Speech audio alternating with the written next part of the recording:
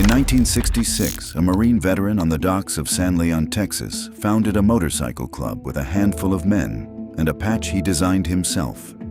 If it had stayed that way, the story would have ended in a small fishing village on Galveston Bay that most people have never heard of. But it did not stay that way, and therefore what began as a single chapter in San Leon became the second largest outlaw motorcycle organization in the world, spanning 22 countries and leaving a trail that law enforcement on 4 continents is still following today. This is the rise of the Bandidos. Today, our partners in the U.S. Attorney's Office in Houston announced charges against 14 members of the Bandidos outlaw motorcycle gang. Law enforcement calls them criminals, but members will do anything to protect the club. I've always tried to be a Bandido 24 hours a day, 7 days a week, no matter where I am. That's how the Bandidos rose from a small group of bikers to an international outlaw motorcycle club.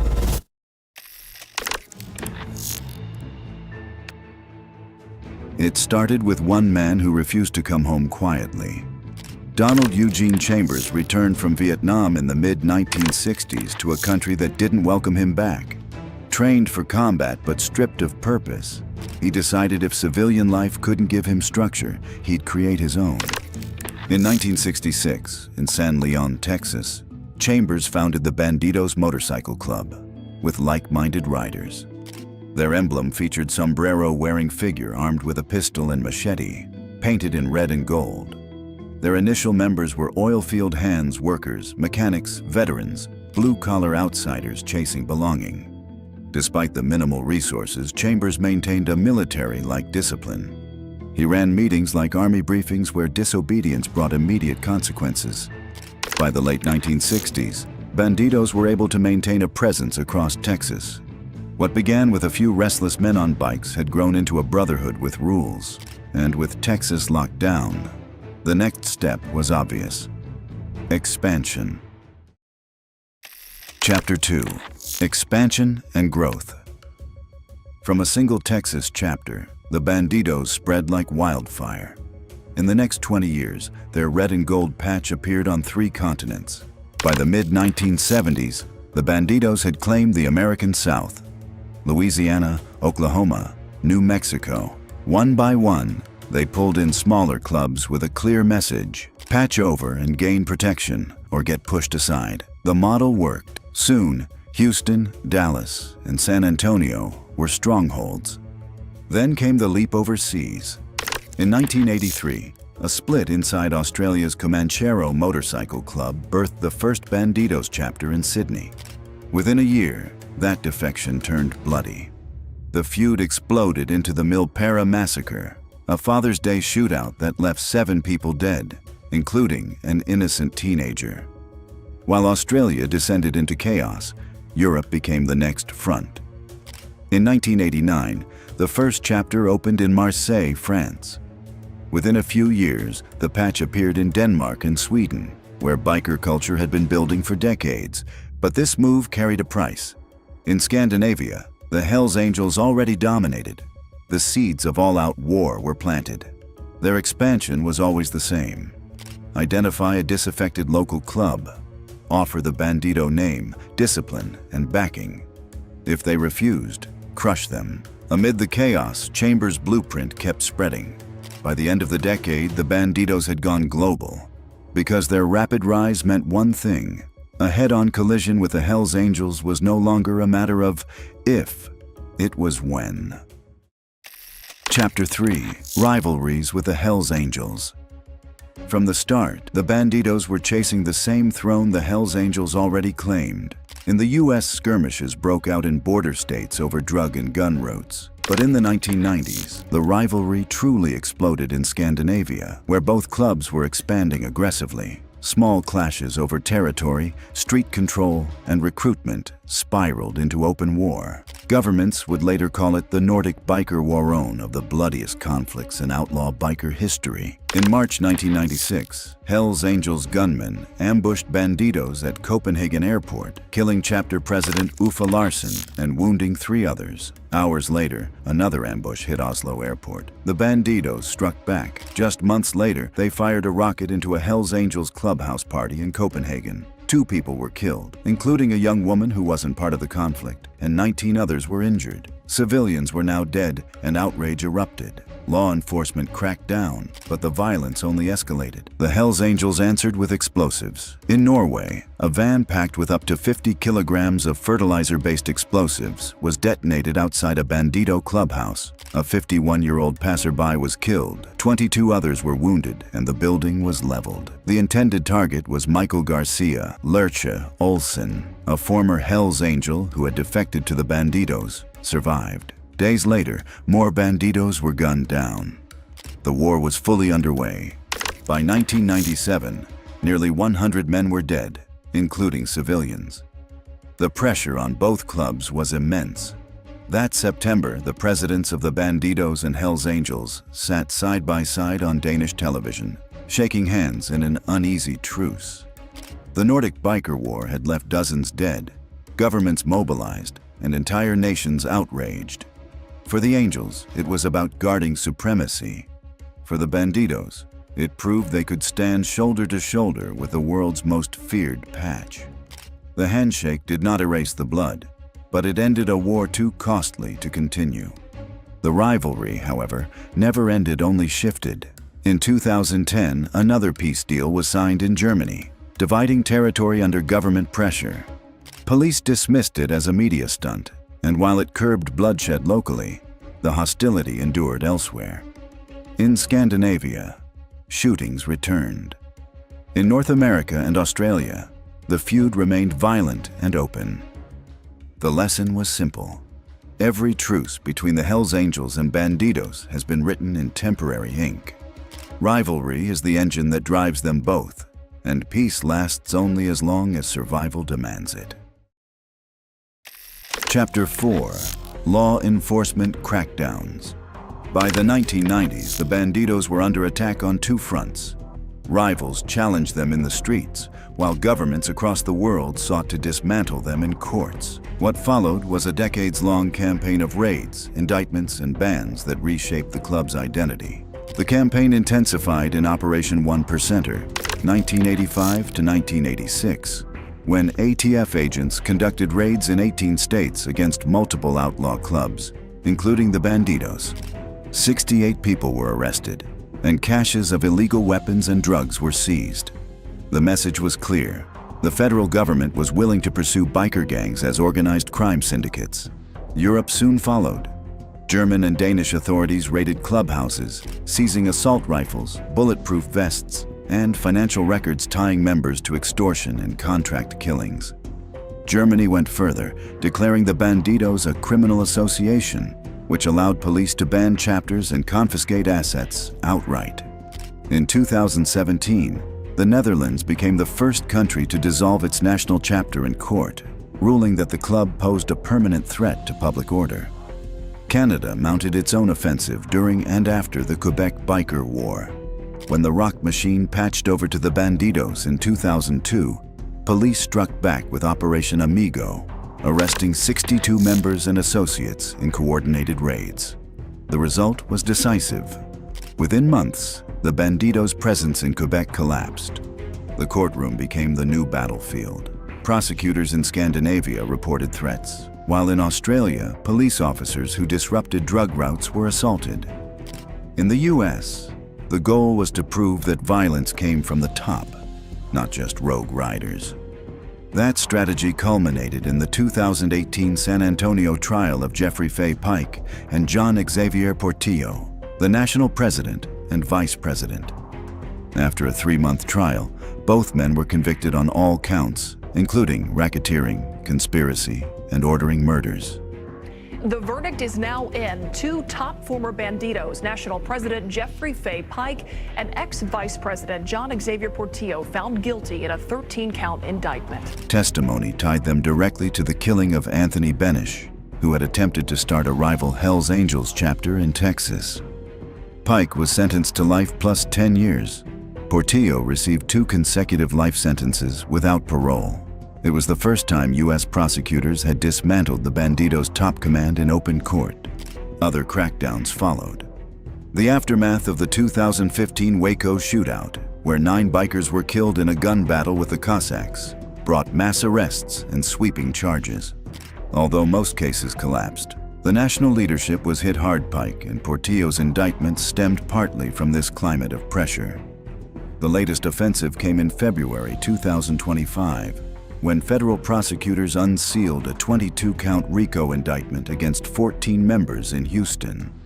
The charges murder, robbery, racketeering stemmed from a bloody turf war with a rival gang called BEAST.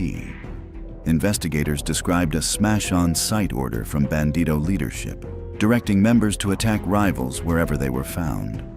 For decades, the Bandidos prided themselves on brotherhood and defiance, but in courtrooms, prosecutors painted them as nothing less than a mafia on motorcycles. Each operation weakened them, but none destroyed them. The club adapted, shifting its strategies and leadership to survive. Chapter 5: Lawsuits and Bans. By the 2000s, the war against the Bandidos shifted from the streets to the courts. Prosecutors no longer focused on individual crimes. They aimed to dismantle the club itself. In the United States, federal indictments stacked up against Bandido leaders. Prosecutors leaned on the Racketeer-Influenced and Corrupt Organizations Act, RICO, tying assaults, drug trafficking, and extortion directly to the organization. In 2006, Washington state leaders were charged with conspiracy to distribute meth and cocaine. In 2009, dozens of Texas members faced federal charges for murder conspiracy and narcotics trafficking. Each guilty verdict under RICO treated the Bandidos as a criminal enterprise, threatening to collapse entire chapters. Europe moved even harder. German states banned the Bandidos outright after repeated clashes and organized crime links, shutting down clubhouses in Berlin, Cologne, and Hamburg. In 2014, the Netherlands declared the Bandidos illegal nationwide, ruling the club a permanent danger to public order. In 2018, an appeals court upheld the decision, confirming that the group operated in a culture of violence. The pattern spread. In May 2024, Denmark imposed a temporary ban on its national branch of the Bandidos, citing escalating violence. Prosecutors argued the club was a united criminal entity despite appearing decentralized. The move mirrored the successful dissolution of Loyal to Familia, Denmark's most notorious street gang, and signaled that outlaw motorcycle clubs could face the same fate. Sweden followed with its own pressure. In May 2025, the Migration Court deported 3 foreign Bandidos members and barred them from re-entry for 8 years, citing national security risks. The pressure wasn't confined to Europe. In Houston, a federal grand jury returned a 22-count indictment in 2024 against 14 Bandidos and associates from the Welcome to Hell chapter. Prosecutors alleged a turf war with rival gangs that left 2 people dead and included shootings in bars and on highways. The indictment described a smash-on-sight order from Bandidos leadership targeting a rival crew, and charges ranged from racketeering and arson to murder and drug trafficking. Governments framed these bans and indictments as necessary to protect public order. Judges and prosecutors faced threats, and in Germany, police officers investigating Bandidos chapters reported being ambushed near their homes. The message from authorities was clear. Outlaw motorcycle clubs weren't just a nuisance. They were organized crime groups testing the strength of the state itself. Despite the pressure, the Bandidos adapted. Some chapters went underground, others rebranded under new names, and recruitment continued in regions with weaker enforcement. But each courtroom battle chipped away at the club's freedom to operate openly. At stake was more than the fate of individual members. Every indictment and ban asked the same question: could the Bandidos survive as a global brotherhood, or would governments finally force them into collapse? Chapter 6: Internal Conflicts and Leadership Struggles. The brotherhood that once promised strength began to splinter from within. Growth brought power, but power brought ambition. As the Bandidos expanded across continents, disputes over money, territory, and control escalated. National presidents struggled to command chapters spread across thousands of miles, and local leaders often challenged their authority. Some regions rebelled outright. In the late 1990s, a European faction broke away entirely, claiming the international leadership no longer represented them. Loyalty to the patch was no longer enough to guarantee unity. Defections made the fractures worse. Members who abandoned the club often carried secrets into rival organizations, arming the Hells Angels, the Outlaws, or the Cossacks with inside knowledge. This betrayal raised the stakes, since trust, the foundation of the Brotherhood, and carried the risk of exposure. Leadership mistakes deepened the crisis. Decisions on alliances and money distribution often favored certain chapters over others, creating resentment. When leaders failed to enforce consistent rules, chapters invented their own systems of discipline. Some embraced extreme violence as independence, others tried to pursue legitimacy, and the result was fragmentation. Everything looked stable. It was not. Internal records revealed sudden expulsions of respected figures, many of them power plays disguised as discipline. The purges shocked members who once believed the Brotherhood was sacred. At times, the fractures turned deadly. In Canada, 2006 saw one of the most brutal examples of infighting, the Shedden Massacre. Tensions between the Winnipeg and Toronto chapters spiraled when Winnipeg leader Michael Sandom accused Toronto's Giovanni Musadere of financial mismanagement. Houston's leadership expelled the Toronto men and ordered them to surrender their patches. They refused, calling themselves the No Surrender Crew. The result was an ambush on a rural Ontario farm. 8 Bandidos were executed by their own brothers, their bodies left in cars along a dirt road. The slaughter stunned the world and effectively ended the Bandidos' Canadian presence. That same year, Australia erupted in its own feud. A dispute over millions in stolen pseudoephedrine fractured the Sydney chapter. Felix Big F. Lyle, once a powerful figure, was expelled, while his protege Dallas Fitzgerald turned against Rodney Hooks Monk, the man who replaced him. Monk was kidnapped, tortured, and later killed. In 2011, Lyle defected to the Hells Angels, taking as many as 60 Bandidos with him in exchange for millions of mass defection that remains one of the largest in biker history. In Scandinavia, internal wars were just as vicious. In Finland, President Marco Hirsma's expulsion in 1999 set off a bloody feud. Hirsma tried to establish his own club, only to be hunted by the very organization he once led. In 2001, gunmen shot him dead in front of his home. The murder proved how far the Bandidos were willing to go to silence dissent. Even in recent years, splintering has continued. In 2016, disillusioned members in Texas formed the Kinfolk Motorcycle Club, branding themselves as an alternative to Bandido hierarchy. The split quickly turned violent. In 2017, Kinfolk gunmen murdered Bandidos El Paso President Juan Martinez Jr. in a Texas bar fight.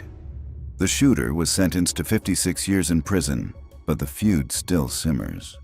The consequences of these divisions were clear. International meetings meant to unify the Brotherhood became arenas of suspicion. Purges silenced rivals, and breakaway clubs carried knowledge into enemy hands. At stake was not just the reputation of the Bandidos, but the survival of the organization itself. If unchecked, internal wars threatened to fracture the Brotherhood beyond repair. Yet despite these wounds, the Bandidos endured. Each rebellion reshaped the hierarchy, but never destroyed the network. Chapter 7: Media Portrayals and Public Perception. For the Bandidos, media images often decided how the world judged them. From Texas to Europe, news outlets framed the club less as a brotherhood and more as a criminal empire dressed in leather. Once that image hardened, it proved nearly impossible to reverse. In the 1970s and 1980s, local papers regularly reported on arrests, bar fights, and shootings tied to the patch. Each story added to a growing narrative of lawlessness. By the 1990s, international outlets picked up the thread, linking the Bandidos to the Nordic biker wars and presenting them as a global menace.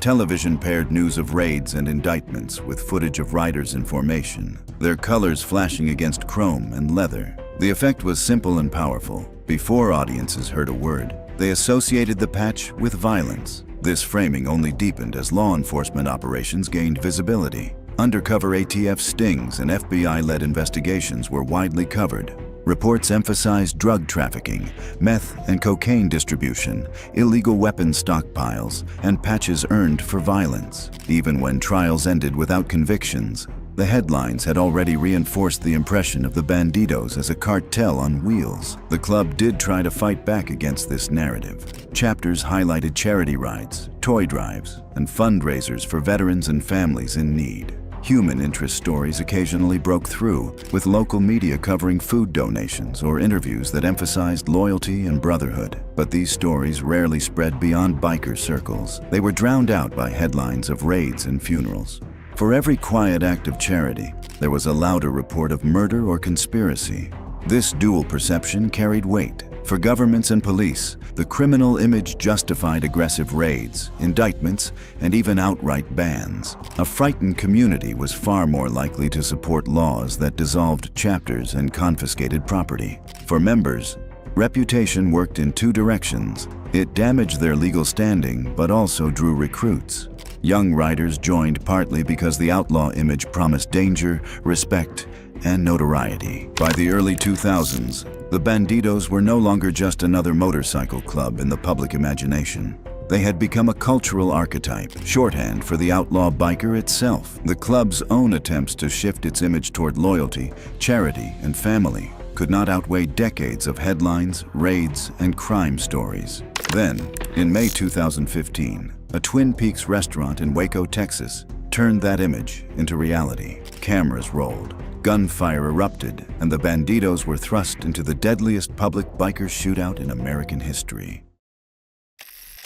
Chapter 8: The Waco Shootout. Smoke and gunfire ripped through the parking lot of a Twin Peaks in Waco, Texas.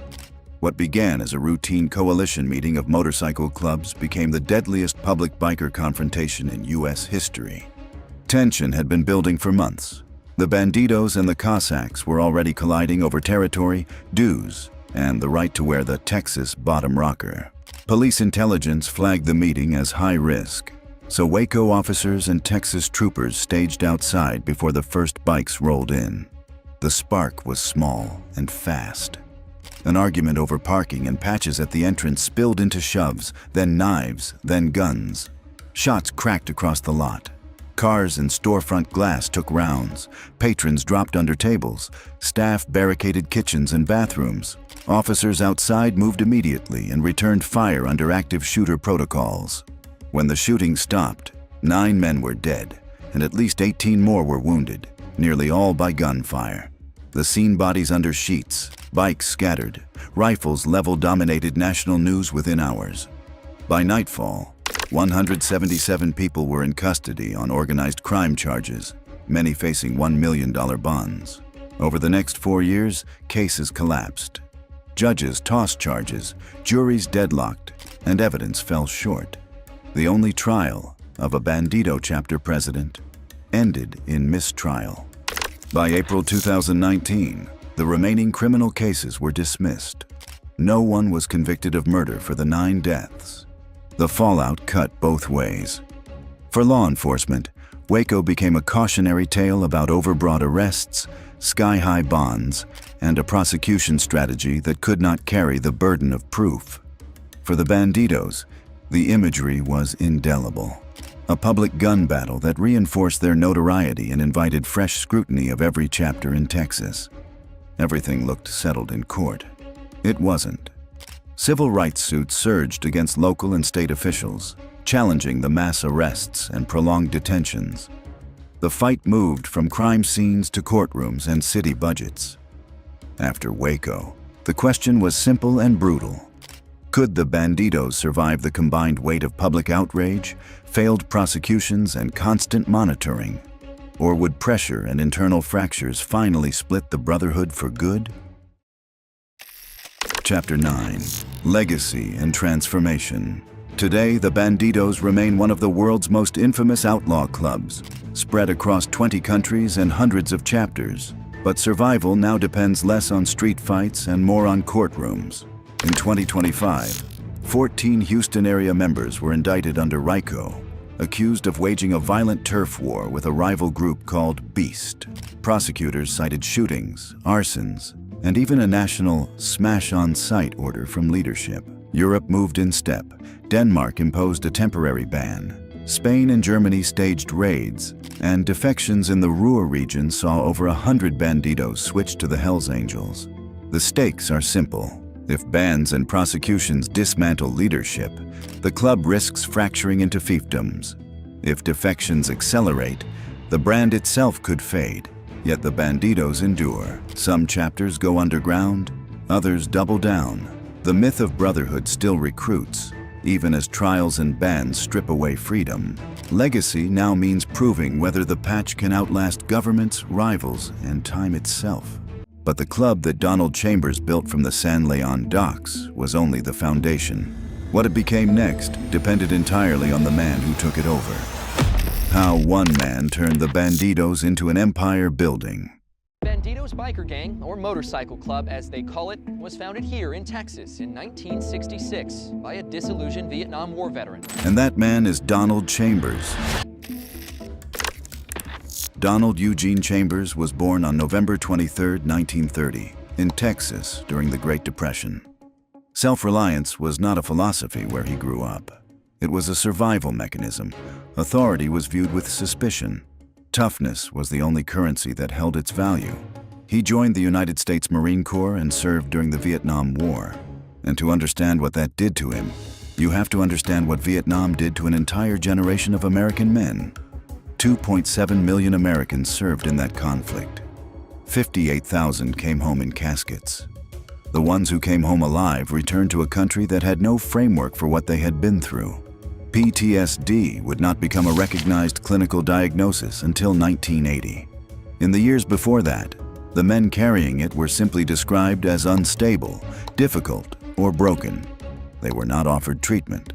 They were offered nothing. Unemployment among Vietnam veterans ran significantly higher than the national average. The VA system was overwhelmed and underfunded. The anti-war movement had poisoned the cultural reception. Veterans were not celebrated when they came home. They were ignored, resented, or blamed for a war the public wanted to forget. Men who had been sent to fight by their government returned to find that same government had nothing left to offer them. Chambers came back to Houston and took work as a longshoreman on the docks. Physical, anonymous work. For a man built for something else entirely. He had operated inside one of the most disciplined military organizations on the planet. Lived inside a brotherhood where the man beside you was the difference between life and death. Existed within a hierarchy where rank meant something and loyalty was absolute. None of that existed on the docks. None of it existed in the biker clubs he joined either. Every club he rode with felt like a pale imitation of what he knew. Brotherhood could actually be, so he stopped looking for it and built it himself. On March 4, 1966, in San Leon, Texas, a small fishing community on Galveston Bay, Donald Chambers founded the Bandidos Motorcycle Club. The name came from the Mexican bandits of the Old West. Men who lived outside the law, answerable to no authority but their own code. The patch depicted a cartoon bandit in a sombrero, holding a machete and a pistol, the Fat Mexican as the club called him, worn with complete seriousness regardless of how it looked to outsiders. The colors were red and gold, chosen deliberately. Red and gold were the colors of the United States Marine Corps. Chambers was building a brotherhood for men like himself, and he wanted that understood from the first moment anyone saw the patch. The structure was military from the ground up. President, vice presidents, sergeant-at-arms, officers with defined roles, prospects who earned full membership through demonstrated loyalty before the patch was theirs, bylaws, enforcement. The outlaw motorcycle world at that time was built on chaos and personality. Chambers built something that ran on structure. That difference would matter more than anything else in the decades ahead. The motto was blunt. We are the people our parents warned us about. They took the 1% patch. The symbol that emerged after the American Motorcyclist Association claimed 99% of riders were law-abiding. The Bandidos wore the remaining 1% as a badge. They were not interested in being the 99. Recruitment moved through biker bars across Houston and into surrounding areas. Chambers and his early members were looking for a specific kind of man. Veterans who had come back changed. Men who could not find their footing in civilian life.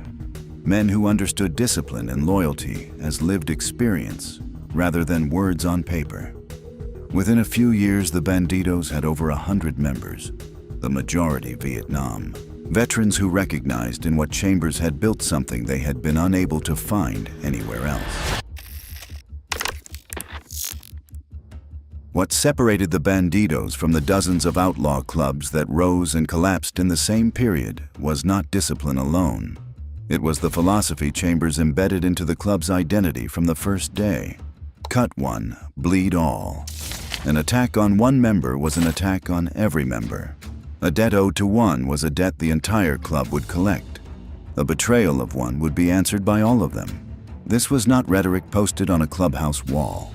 It was enforced consistently and visibly in ways that made everyone around the club understand the boundary was real and the consequences for crossing it were serious.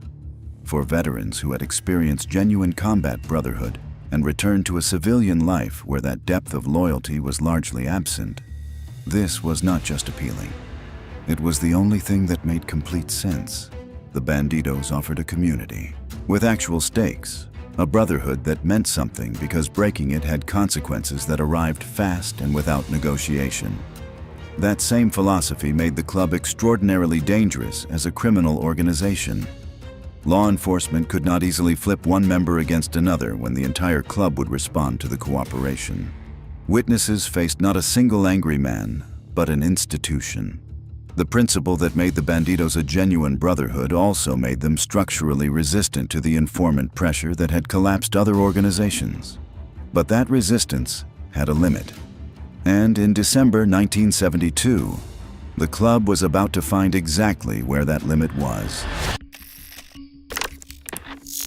On December 22, 1972, somewhere in the desert outside El Paso, two men were handed shovels and told to dig. They dug, because when the Bandidos told you to dig, you dug.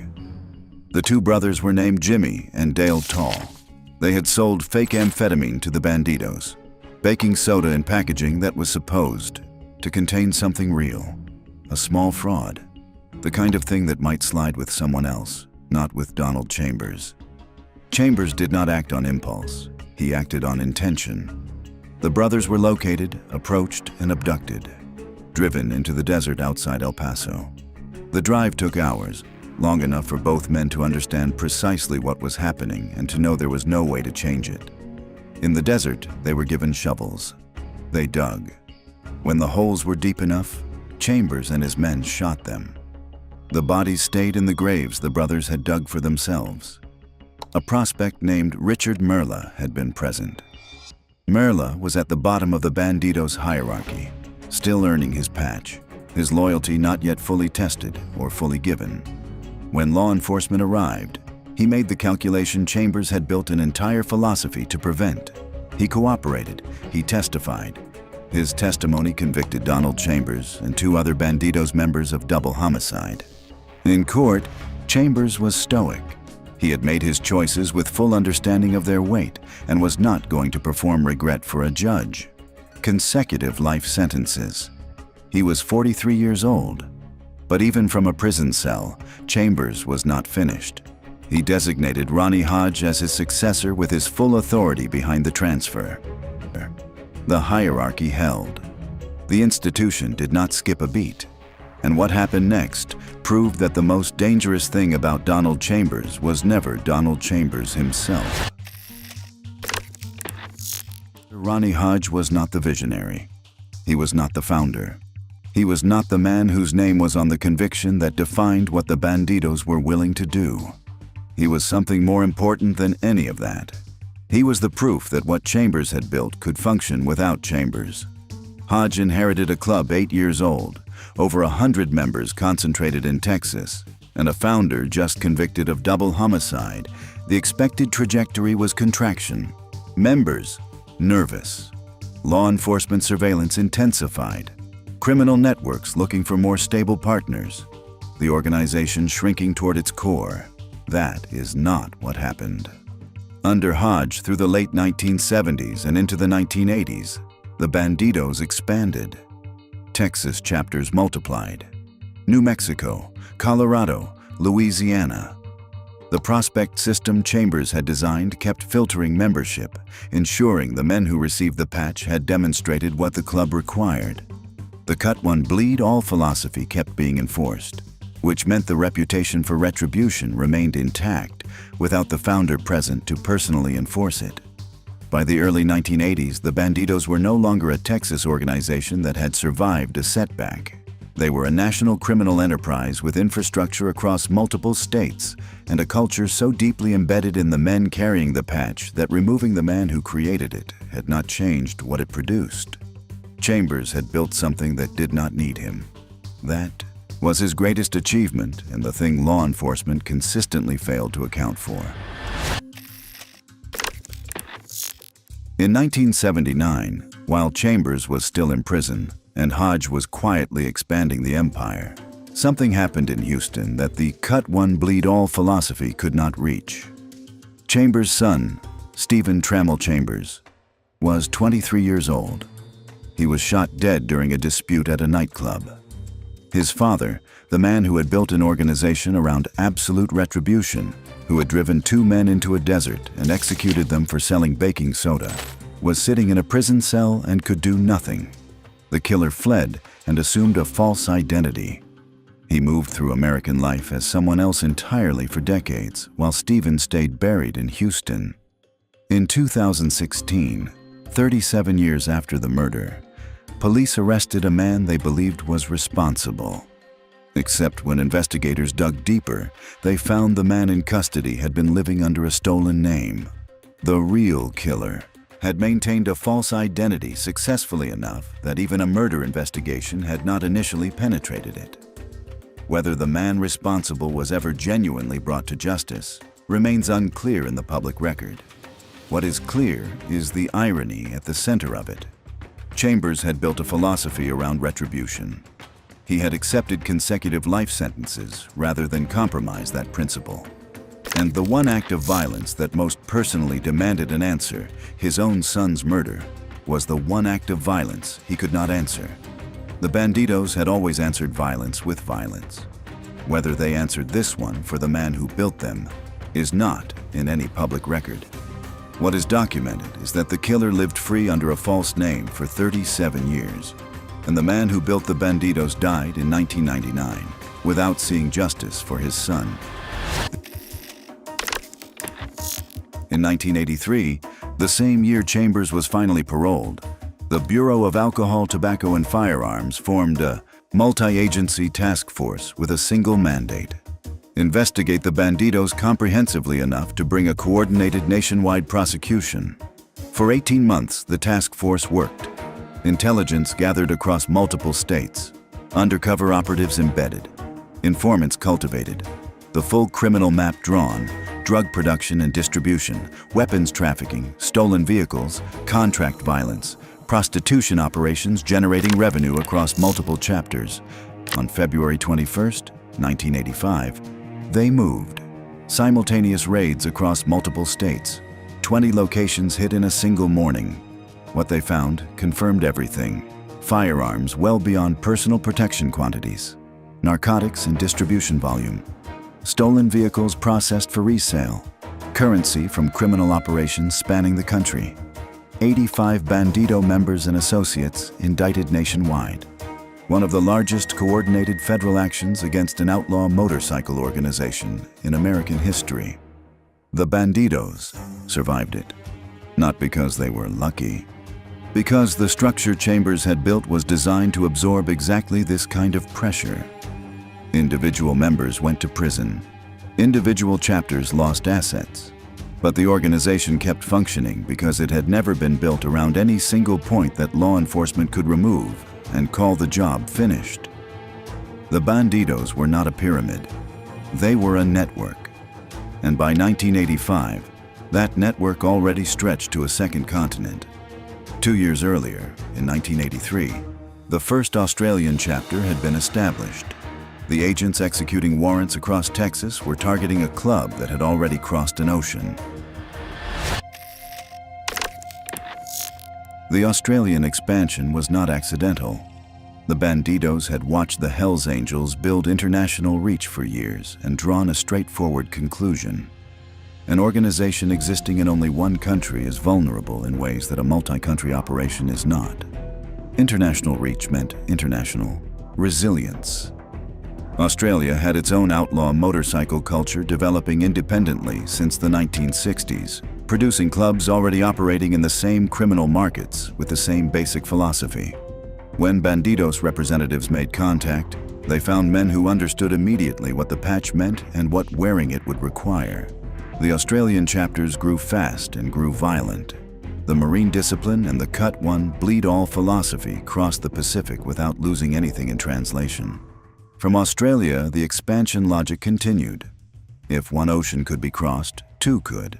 The Bandidos were becoming something Chambers had not specifically designed, but had made structurally inevitable. A global criminal enterprise coherent enough to operate across multiple legal jurisdictions simultaneously. The foundation he had laid in San Leon in 1966 was now load-bearing on multiple continents. In 1989, the Bandidos established their first European chapter in France. From France, the expansion moved north. Germany, Denmark, Norway, Sweden. All of it established Hells Angels territory.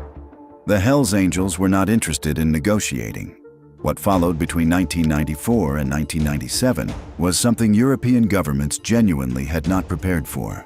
11 dead, 74 attempted murders across 4 countries, 96 wounded. 2 nations forced to pass new legislation mid-conflict because their existing laws had no framework for what was happening. It began in Denmark in 1994, where both clubs had chapters close enough together that territorial conflict was a matter of when, not if. By 1995, it had spread across Scandinavia. By 1996, it had become something else entirely. On September 10, 1996, an anti-tank missile was fired at a Hells Angels clubhouse in Copenhagen. A Hells Angels prospect was killed, 3 others wounded. This was not a drive-by. This was not a bar fight. This was a military weapon deployed in a European capital by a criminal organization against a rival criminal organization. A car bomb detonated outside the Hells Angels clubhouse in Drammen, Norway. A bomb attack damaged the Helsingborg chapter in Sweden. Both sides were importing military-grade weapons, coordinating across national borders, running operations with a logistical discipline of organizations built on military structure from their founding. The war ended in a negotiated ceasefire in 1997. 2 countries had to rewrite their laws because 2 motorcycle clubs decided the same territory belonged to them. Donald Chambers was alive when all of this happened. He was in El Paso, retired, living quietly. The organization he had founded in a fishing town on Galveston Bay was firing anti-tank missiles at rival clubhouses in Copenhagen. The Marine discipline he had built into the Bandidos in 1966 had become the operational logic of an international military-style criminal enterprise operating across an entire continent. The patch he designed was being worn by men who had never been to Texas, never met the founder, and had no connection to the Vietnam veteran brotherhood the club had been built to serve. They wore it because of what it meant. And what it meant was exactly what Chambers had always intended. We are the people our parents warned us about. Donald Eugene Chambers died on July 18, 1999, in El Paso. He was 68 years old. Cancer. He was buried in Houston at Forest Park, Lawndale Cemetery, under a gravestone carrying his name, the Bandidos insignia, and the motto he had written on the clubhouse wall 33 years earlier. We are the people our parents warned us about. By the time he was buried, the Bandidos had thousands of members across the United States, Europe, Australia, and Southeast Asia. One of the big 4 outlaw motorcycle clubs on the planet, alongside the Hells Angels, the Outlaws, and the Pagans. They had survived federal raids, an international biker war, RICO prosecutions, and the imprisonment of their own founder. They had chapters in countries Chambers had probably never visited, running criminal operations on multiple continents simultaneously. The years after his death confirmed everything about what he had built. In 2015, a confrontation at the Twin Peaks restaurant in Waco, Texas, left 9 people dead and 18 wounded in a parking lot. In 2018, Jeffrey Pike, Bandidos' national president, was convicted on federal racketeering charges and sentenced to life in prison. The same sentence Chambers had received. The same club. The same institutional logic running through a different man 44 years later. Chambers built all of it in 6 years, in a Texas biker bar, with a Marine's understanding of hierarchy and a veteran's need for brotherhood. Then he went to prison, and the thing he built kept going, because he had built it well enough that it did not need him. That is what law enforcement never fully understood in 1974 when they put him away. They removed the founder. They did not remove the foundation. And the foundation, 59 years after it was laid in San Leon on a March afternoon in 1966, is still standing. Donald Chambers went to prison thinking he was protecting what he built. What he could not have known was that the most dangerous thing about the Bandidos was never him. It was the structure he left behind. And that structure is still standing. An empire requires a certain kind of man at the top. But holding it together across decades and dozens of chapters requires something more dangerous. It requires men willing to enforce it at every level. From FBI raids on their clubhouses, FBI says it's working with state police to serve a search warrant involving the Bandidos motorcycle club, to members facing federal charges. A member of the Bandidos motorcycle gang will spend more than a year and a half behind bars. These are the 10 most dangerous Bandidos leaders in the U.S. 1. Bob Dumas. In the early 1970s, the Hells Angels had already conquered California, spread across the West Coast, and established themselves as the most feared motorcycle club in America. They had chapters from coast to coast and international recognition, and they had their eyes on Texas. Unbeknownst to them, there was one man they could not face. Bob Dumas was already a rising power in the Bandidos, and not only that, he was also a successful Corpus Christi businessman. On the day of the takeover, Bob Dumas led a group of Bandidos to Padres Island. The Hells Angels were already there, so the confrontation was inevitable. Soon, a shootout erupted. When it ended, the Hells Angels had to retreat out of Texas, never to return. Bob Dumas didn't just drive the biggest rival out of an entire state. He also proved you could be both a millionaire businessman and the godfather of an outlaw empire, building the financial infrastructure that transformed the Bandidos into the criminal organization they are today. Bob Dumas was born in Hillsboro, Texas.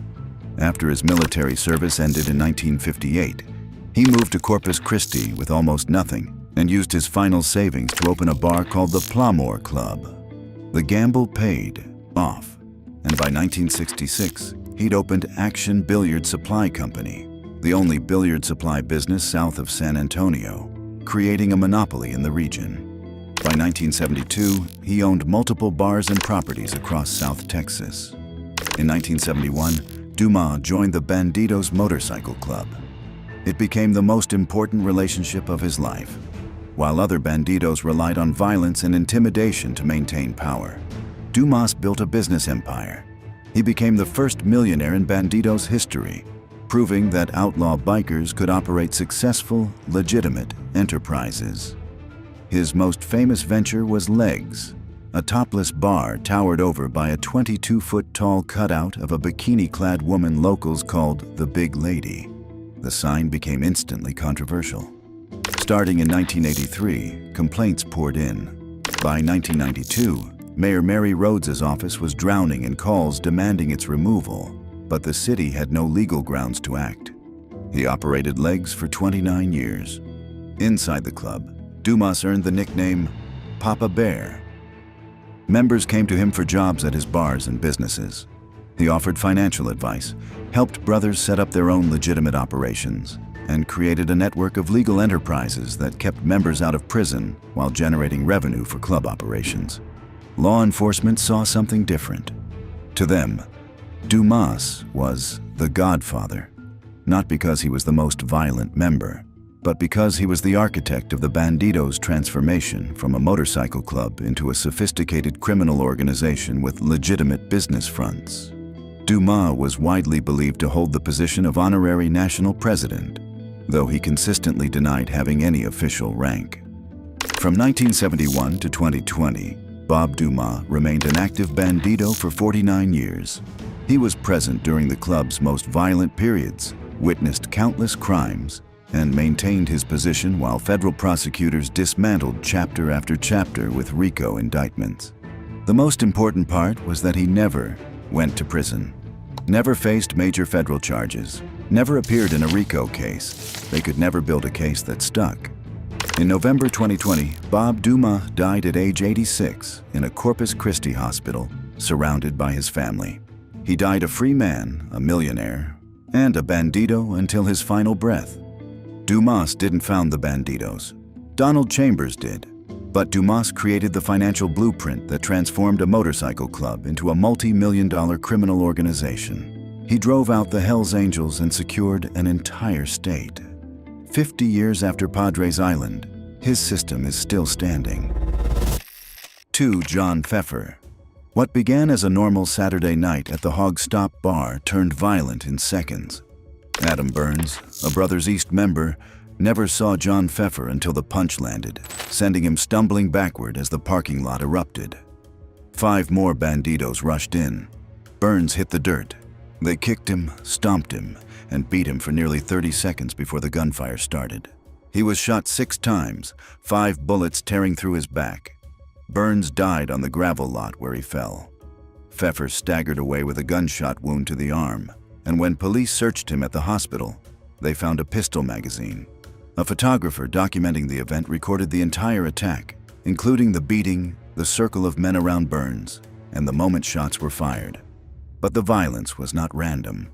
Brothers East had split from the Bandidos in 2019, and national leadership responded with a smash-on-sight order. Any Brothers East member seen in public was to be attacked immediately. Pfeffer followed that order. At just 32, he was president of the Bandidos' Welcome to Hell chapter, a crew created specifically to target Brothers East. 2.5 years later, Pfeffer surfaced in another outbreak of violence. February 23, 2023, Bimba's Bar near Tomball. Nearly 70 Bandidos gathered for a regional meeting.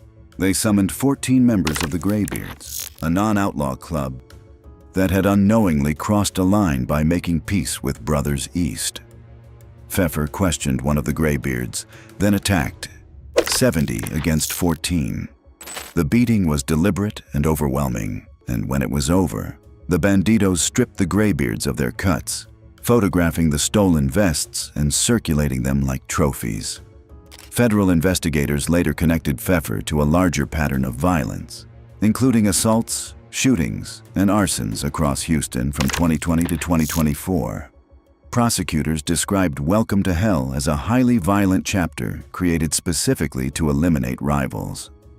In February 2025, federal prosecutors indicted Pfeffer and 13 others on racketeering, violent crime, firearm offenses, and witness tampering. He initially faced the death penalty for Burns's murder, but in October 2025, the Department of Justice declined capital punishment. Even without it, Pfeffer still faces the possibility of life in prison. A federal judge denied him bond. He remains in custody awaiting trial in May 2026. His case file includes more than 162,000 pages of records, hours of video, audio recordings, and extensive digital forensics. The Navy veteran who built the Welcome to Hell chapter has not been sentenced yet, but based on the evidence, he may spend the rest of his life in a federal prison cell. 3. David Vargas. It was the night of November 2, 2021, around 11:10 p.m., when 3 Brothers East members left the Blue Bayou Cafe and pulled onto the I-10 feeder road near Jacinto City. 26-year-old Michael Zimbrich took the wheel. Demarius Moore and Kevin Cicero rode with him. All three were members of Brothers East, the rival club that had broken away from the Bandidos and was now at the center of a violent turf war. Soon, a black SUV pulled up beside them. The driver was David Vargas, a full-patch Bandido. He matched their speed. The passenger window came down. Then bullets tore into the Brothers East vehicle, shattering glass and ripping through metal. Zimbrich was hit multiple times. Moore and Cicero were wounded but survived. Moments later, the SUV disappeared into the night. Michael Zimbrich died before help arrived. Vargas, 33, wasn't just another club member. Before joining the Bandidos, he served 2 tours in Afghanistan with the U.S. Army, earning a Bronze Star for valor and a Purple Heart after surviving an IED blast. Years later, a hit-and-run motorcycle accident cost him part of his right leg. He relied on a prosthetic, but it didn't slow him down. Despite the injury, Vargas joined the Bandidos and became an active enforcer in the Houston Turf War. His combat training made him far more dangerous than the average shooter. And on that November night, those skills were used not on a battlefield, but on a Texas feeder road. Today, Vargas sits in federal custody. A judge denied him bond. He is awaiting a May 2026 trial on racketeering and murder, charges that could put him in a federal prison for the rest of his life. 5. Johnny Romo, downtown. Johnny Romo wasn't just another Bandidos enforcer. As National Sergeant at Arms for the Bandidos Motorcycle Club, he was the bridge between orders from the top and violence on the ground. When National President Jeff Pike wanted someone beaten, Romo delivered the beatdown. When Vice President John Portillo needed patches revoked, Romo flew to Central America to handle it personally. And when the Bandidos' national leadership decided someone needed to die, Romo assembled the hit squad. In March 2006, Anthony Benesch, a member planning to establish a Hells Angels chapter in Austin, Texas, was shot dead at a pizza restaurant in front of his girlfriend and 2 sons. The murder wasn't random street violence. It was an organized execution ordered by Pike, passed down through Portillo, and carried out by a squad Romo assembled and commanded. Texas was Bandidos' territory. Benesch tried to bring in their biggest rival. The Bandidos responded with a bullet. Romo rose through the Bandidos' ranks to become National Sergeant at Arms, one of the highest positions in the organization.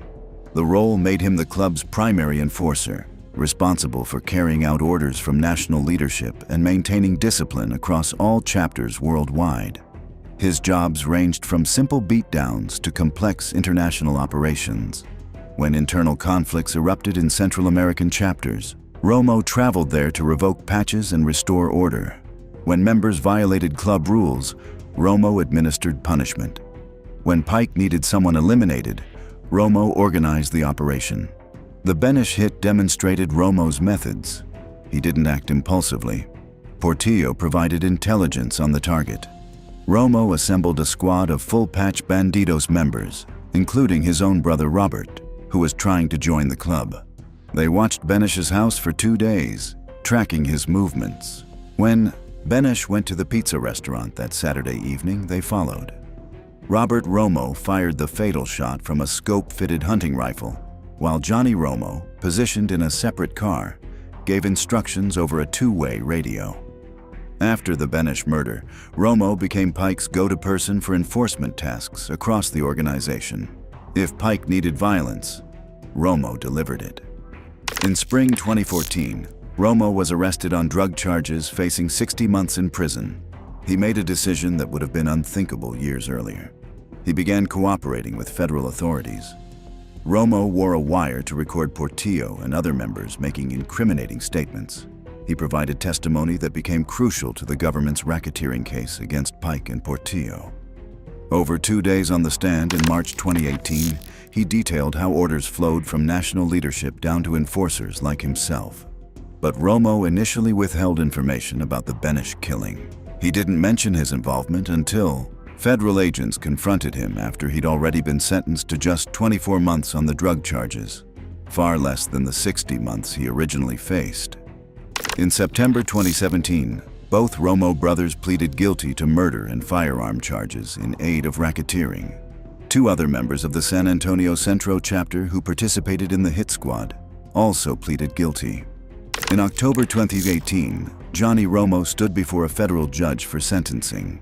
Prosecutors called him their top-ranking cooperator in the racketeering case. His testimony had helped convict Pike and Portillo, sending both to life in prison without parole. But cooperation came with consequences. Federal prosecutors revealed that authorities had recovered a letter signed by former Vice President John Portillo authorizing a hit on Romo. He now had a green light, a death sentence issued by the organization he once helped lead. Romo received 15 years without parole, a significant reduction from the life sentence he originally faced. During sentencing, he broke down crying multiple times, apologizing to Benish's family. "I took a man's life. It's been a heavy burden on me for many years," Romo told the judge. Despite the green light and the certainty that Bandidos members would try to kill him in prison, Romo told the judge he would continue cooperating. "I will testify again, if necessary." 5. Jeffrey Fay Pike. And at the top of the chain was Jeffrey Fay Pike, national president of the Bandidos, a member since 1979, and the man who controlled the club's power structure across the state. The Benish murder was just one part of Pike's larger operation. Under his leadership, the Bandidos pushed violence against rival clubs, ran meth and cocaine through Texas, and worked directly with the Mexican mafia. At the same time, Pike presented himself publicly as a businessman restoring classic cars. That image collapsed in January 2016 when federal agents raided his home during Operation Texas Rocker. Pike was arrested and charged under RICO for murder conspiracy, drug trafficking, and assaults carried out in the club's name. The Bandidos president lives in Conroe, and this morning, the DEA, FBI, and a bunch of other federal and state agents arrested 3 of the Bandidos' highest-ranking leaders. In 2018, a federal jury found him guilty on all counts. Pike received a life sentence plus 10 years. His vice president received 2 life terms. The shooters were eventually arrested as well. Jeffrey Fay Pike will die in federal prison. The man who once tried to keep Texas under one patch lost everything enforcing that claim. 6. John Xavier Portillo. Just after midnight on January 31, 2002, a quiet rest stop along Interstate 37, just south of San Antonio, became the setting for an ambush. Robert Lara, 24, wasn't a bandido, but he wasn't a random civilian either. He had ties to local street crime, and the Bandidos believed he was the one who shot their chapter secretary, Javier Negrete, 3 weeks earlier. That belief made him a target. 3 cars were waiting in the dark. When Lara stepped out, Winans made the confirmation call. 6 Bandidos closed in. Richard Scarface Merla, one of the San Antonio chapter's enforcers, dragged Lara from the vehicle. Merla and Frederick Fast Fred Cortez opened fire. 11 rounds hit Lara. He died on the pavement where he fell. This wasn't random. 3 months earlier, Bandido member Javier Negrete had been shot and killed outside Tiffany's Billiards, a well-known pool hall in northwest San Antonio. Inside the southwest San Antonio chapter, its president, John Xavier Portillo, decided that Lara was responsible. Whether the intel was right or wrong didn't matter. Portillo wanted payback, and he ordered the hit. He orchestrated everything. He supplied Merla with the murder weapon. After the killing, the crew regrouped at Portillo's brother's house, where Portillo told everyone to stay quiet. Then he used a torch to destroy the gun. Merla and Cortez were later awarded "Expect No Mercy" patches, recognition inside the club for carrying out violent business. Portillo had been moving up the ranks of the Bandidos since the 1990s. His San Antonio chapter was known inside the organization as its enforcement arm. After years of violence, Portillo rose even higher, first becoming National Sergeant at Arms and eventually National Vice President under Jeffrey Pike. For years, the Lara murder stayed unsolved. That changed in 2004, when Merla stabbed former boxer Robert Pekin Quiroga to death. With pressure closing in, Merla flipped. confessing to Lara's murder and naming Portillo as the man who ordered it. On January 6, 2016, federal agents arrested Portillo as part of Operation Texas Rocker. He was denied bond and stayed in custody until trial. In 2018, both Winans and Merla testified against him. The jury found Portillo guilty of RICO conspiracy, murder in aid of racketeering, conspiracy to commit murder, drug trafficking, and firearms offenses. On September 24, 2018, Portillo, age 59, was sentenced to 2 consecutive life sentences plus 20 years in federal prison. No parole, no release date.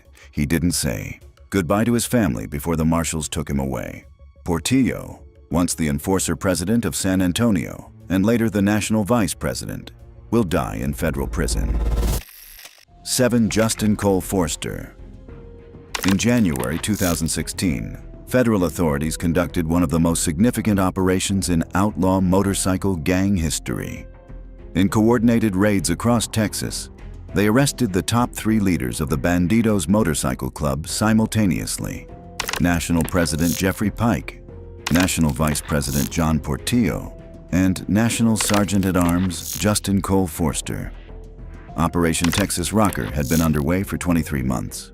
When the arrests came, prosecutors described the Bandidos as a criminal enterprise that directed members to commit murder, attempted murder, assault, intimidation, extortion, and drug trafficking.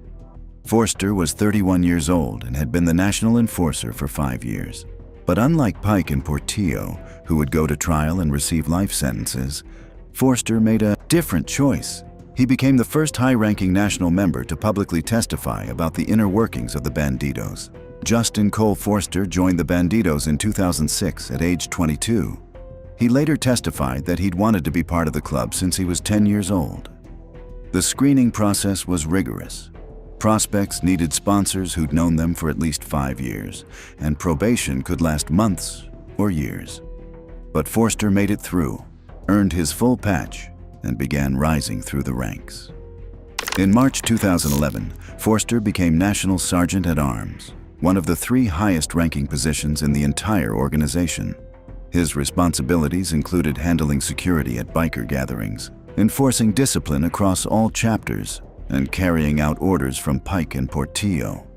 When asked during his testimony what kind of people were in the Bandidos, Forster was blunt. A bunch of guys who love to ride a motorcycle, but we're guys who live by our way. You know, criminals. Forster's role meant he was the muscle behind Pike's orders. When members needed discipline, Forster handled it. When rival clubs needed confronting, Forster led the charge. When chapters fell out of line, Forster flew there personally to deal with it. In 2011, when Pike decided to split the Bandidos' Western Hemisphere chapters from international chapters in Europe and Australia, some West Texas members opposed it. Pike dispatched Forster with a crew to handle the opposition. They drove to Roswell, New Mexico, kicked out 16 members of the El Paso chapter, and took their vests. The El Paso President's patch was given to Pike and burned. The national chapter made t-shirts that read, "Roswell, one kick-ass party." In 2012 at Sturgis, South Dakota, when an Oklahoma chapter disrespected a national member, Forster led the retaliation. "We beat them up and made them ride home without seats on their bikes," he testified. In 2013, the Bandidos declared war on the Cossacks. That November, about 10 Bandidos confronted Cossacks in Abilene, Texas, took whips off their motorcycles and assaulted them, stabbing some with knives. The assault was called a fishing trip. Everyone got to catch a fish. Forster also dealt methamphetamine, selling ounce quantities in 2014. When Forster was arrested alongside Pike and Portillo, the club initially supported him. Other Bandidos put money in his jail commissary. The new president sent 4 lawyers. Forster turned each away. The club stopped putting money in his commissary. 9 months after his arrest, in October 2016, Forster pleaded guilty to 4 federal charges, including RICO conspiracy and drug trafficking. He faced life in prison, but agreed to cooperate. In March 2018, Forster took the stand in Pike and Portillo's trial. Over multiple days, he explained the Bandidos' inner workings, screening process, hierarchy, patches, and how the organization enforces rules through violence. He identified members. He described drug dealing. He detailed beatdowns. He explained how Pike and Portillo directed operations. When asked what he'd done by cooperating, Forster said, "What I did is unforgivable." Asked what he meant, he replied, "Snitching." His testimony helped convict Pike and Portillo. Both received life in prison without parole. In October 2018, Forster was sentenced. The judge noted he was no meek and mild participant, but fortunately never engaged in any direct activities resulting in the loss of life. Because of his cooperation, Forster received 5 years instead of life. "I take responsibility for my actions. I am truly sorry," Forster told the judge. "I'm ready to move on with my life and be a contributing member of society." Justin Cole Forster ranks third on this list because he represents the highest-ranking enforcer who turned informant. As National Sergeant-at-Arms from 2011 to 2016, he carried out Pike's orders, disciplined members nationwide, led assaults on rival clubs, and helped maintain the Bandidos' violent grip on territory. But when faced with life in prison, Forster broke the code. He became the first national-level member to publicly testify against the organization. His cooperation dismantled the top leadership, sending both the president and vice president to die behind bars. The Bandidos built their empire on absolute loyalty. Justin Cole Forster shattered that belief, proving that even members who rise to the national level can be turned. And in doing so, he helped destroy the organization he'd wanted to join since he was 10 years old. 8. Ronald Hodge, stepmother. In December 1972, when founder Donald Chambers was sentenced to life in prison for double murder, the Bandidos needed a new leader. They chose Ronald Jerome Hodge, a former Marine who'd earned his full colors in just 1 month. So quickly he was nicknamed Mr. Prospect. Once elected national president, Hodge took a new name in deference to Chambers' moniker Mother. He became Stepmother, and, under his leadership, the Bandidos transformed from a Texas motorcycle club into an international criminal organization. Hodge didn't tone down the Bandidos' outlaw image.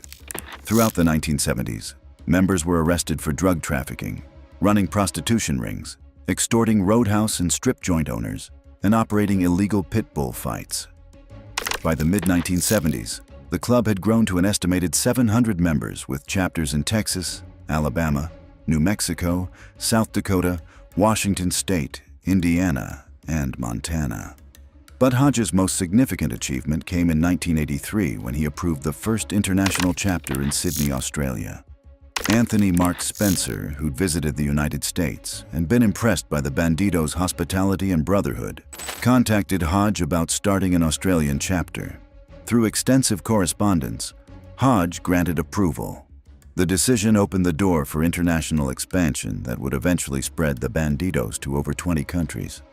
In April 1983, a Bandidos member was fatally shot by a member of the Banshees Motorcycle Club, a Dallas-based rival. On May 5, 1983, Hodge presided over a meeting of national officers in Houston.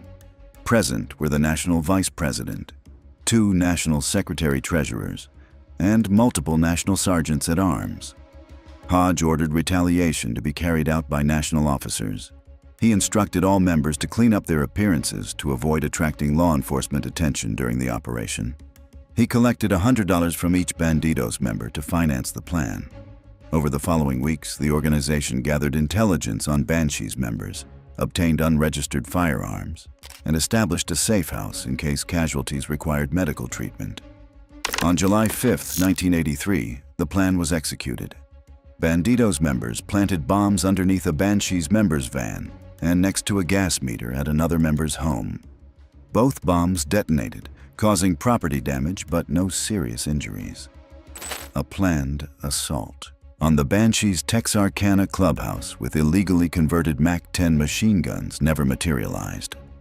Members involved in the bombings used a Corpus Christi motorcycle racing event as their alibi, attending the club organized gathering immediately after the attacks. On March 31, 1988, federal authorities indicted 23 Bandidos members for their participation in the conspiracy. Several members turned witness for the government. On November 7, 1988, 8 members pleaded guilty. The trial of the remaining 9 defendants ended on December 7, 1988, with 7 found guilty and 2 acquitted. Ronald Hodge received a 5-year sentence for conspiring to bomb homes and automobiles belonging to rival club members. His national vice president and 2 national secretary-treasurers received the same sentence. The feds thought that they finally had us with that one, that there would be no one left to run the club, one convicted national officer later said. But by the time we headed off to prison, we already had the next group of leaders ready to go. In 1992, 4 years after his conviction, Ronald Hodge died of heart disease. He was still considered a Bandidos member at the time of his death. 9. George Wagers. In 1998, George Wagers became international president of the Bandidos Motorcycle Club and immediately made a controversial decision.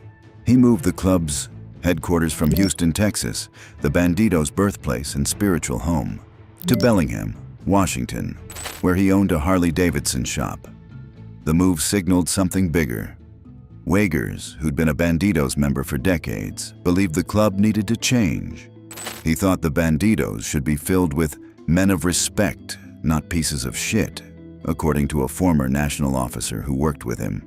Wagers launched what some called a mini-revolution within the club. He ended the tradition of urinating on new members during initiation. He banned routine beatings that were supposedly meant to show love and impart discipline. He told members the club should be about motorcycles, chrome, the open road, not indictments and prison sentences. His mantra was simple: stay out of the papers. Members could ride Harleys, drink beer, raise hell, as long as it didn't attract more than a few patrol units. A minor larceny here and there could be balanced by a charity run. Federal agents, who investigated him, later acknowledged that Wagers was known as a peacemaker, but reform had limits. Wagers was running an organization with over 2,400 members spread across multiple countries, many of whom had no interest in becoming law-abiding citizens. And federal authorities were watching. In June 2005, following a 2-year investigation, federal authorities indicted Wagers and 25 other Bandidos members and associates. 19 search warrants were executed. 2 were for properties owned by Wagers, resulting in the seizure of 4 handguns and 33 knives. Law enforcement had placed wiretaps on his phone, capturing conversations where he told the Bandidos' national secretary not to talk with federal agents. The charges were brought under the Racketeer Influenced and Corrupt Organizations Act, RICO, the statute created to prosecute organized crime syndicates like the Mafia. U.S. Attorney John McKay announced that Wagers had been running an organized criminal enterprise that virtually held communities hostage. Wagers was charged with conspiracy to commit racketeering, including witness tampering, trafficking in stolen motorcycles and motor vehicles, and other offenses. He faced up to 20 years in federal prison.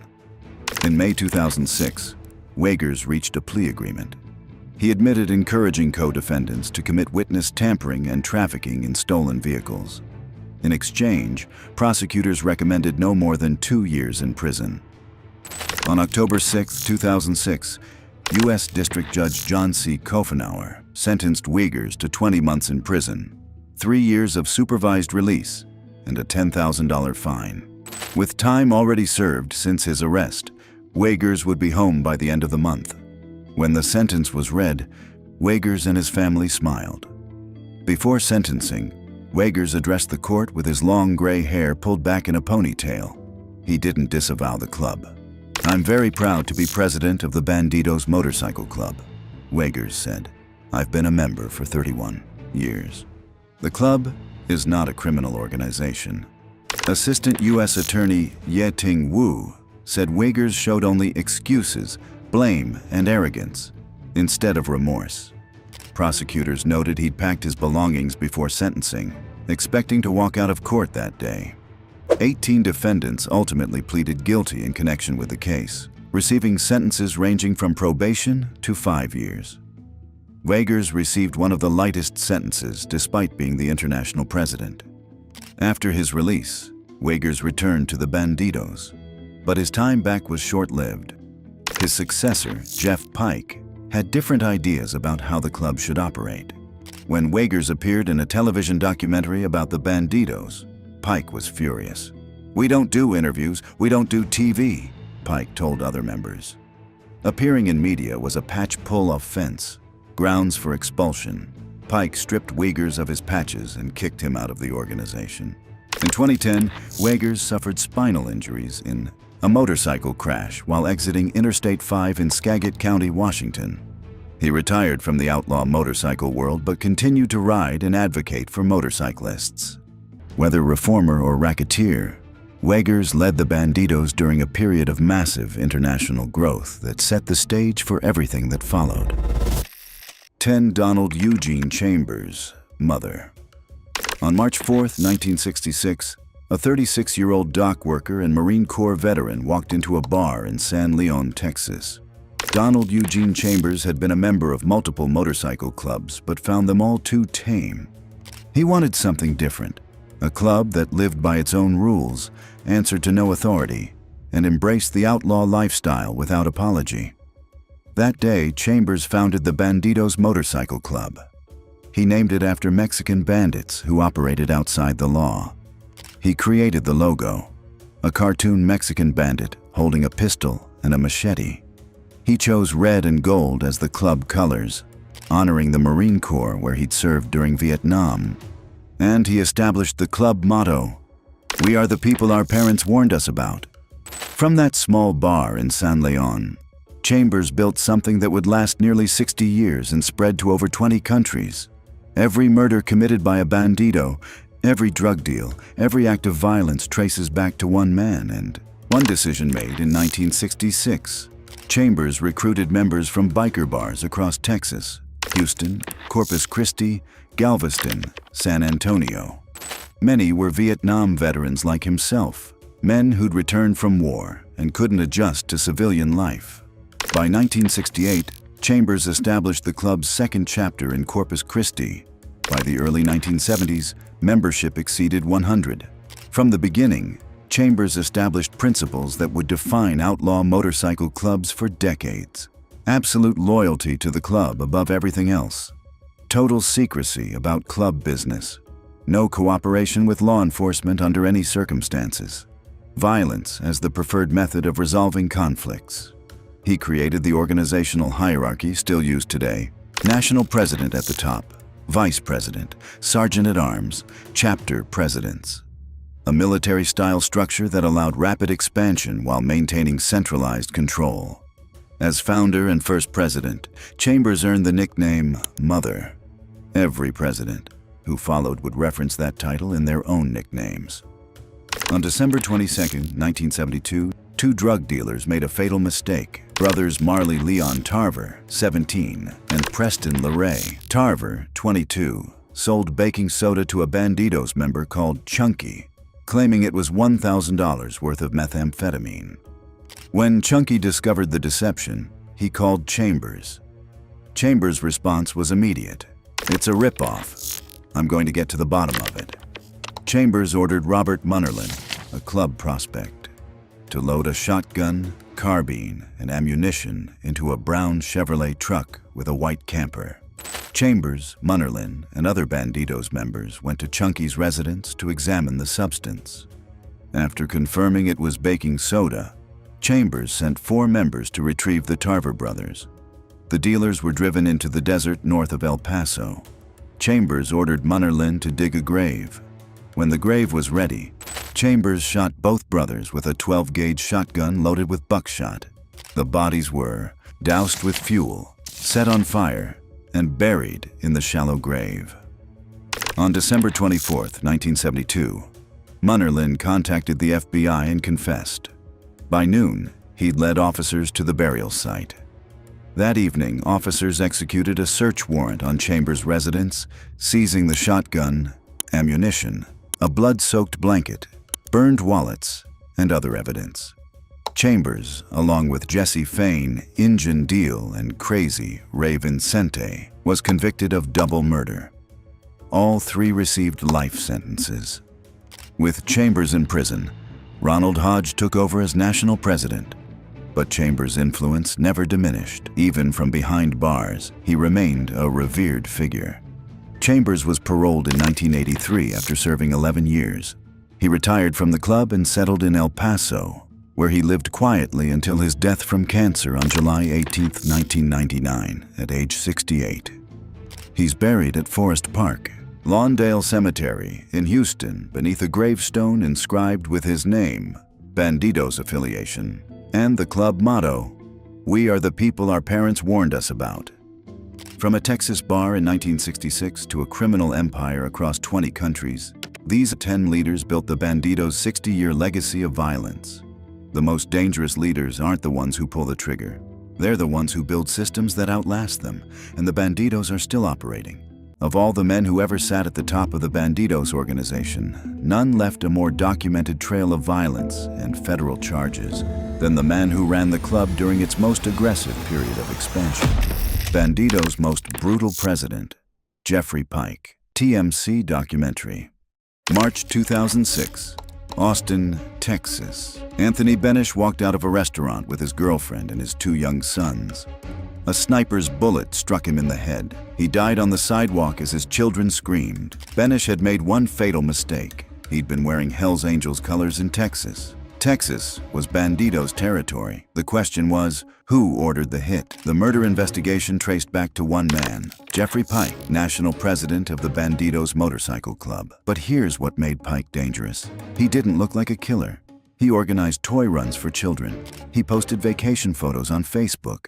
And for nearly a decade as president, he convinced federal prosecutors, the media, and the public that the Bandidos had gone legitimate. They hadn't. To understand why Pike lasted where others failed, you need to understand the club he inherited.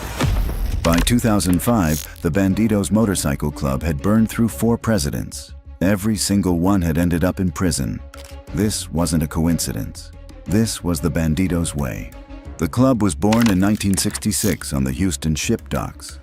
A 36-year-old Vietnam veteran named Don Chambers looked around at the sanitized motorcycle clubs of Texas and saw something he despised. Polite society on 2 wheels, Chambers wanted something different, something dangerous. He named his club after Mexican bandits who lived by their own rules. No compromises, no society's approval. Just raw, unfiltered outlaw culture.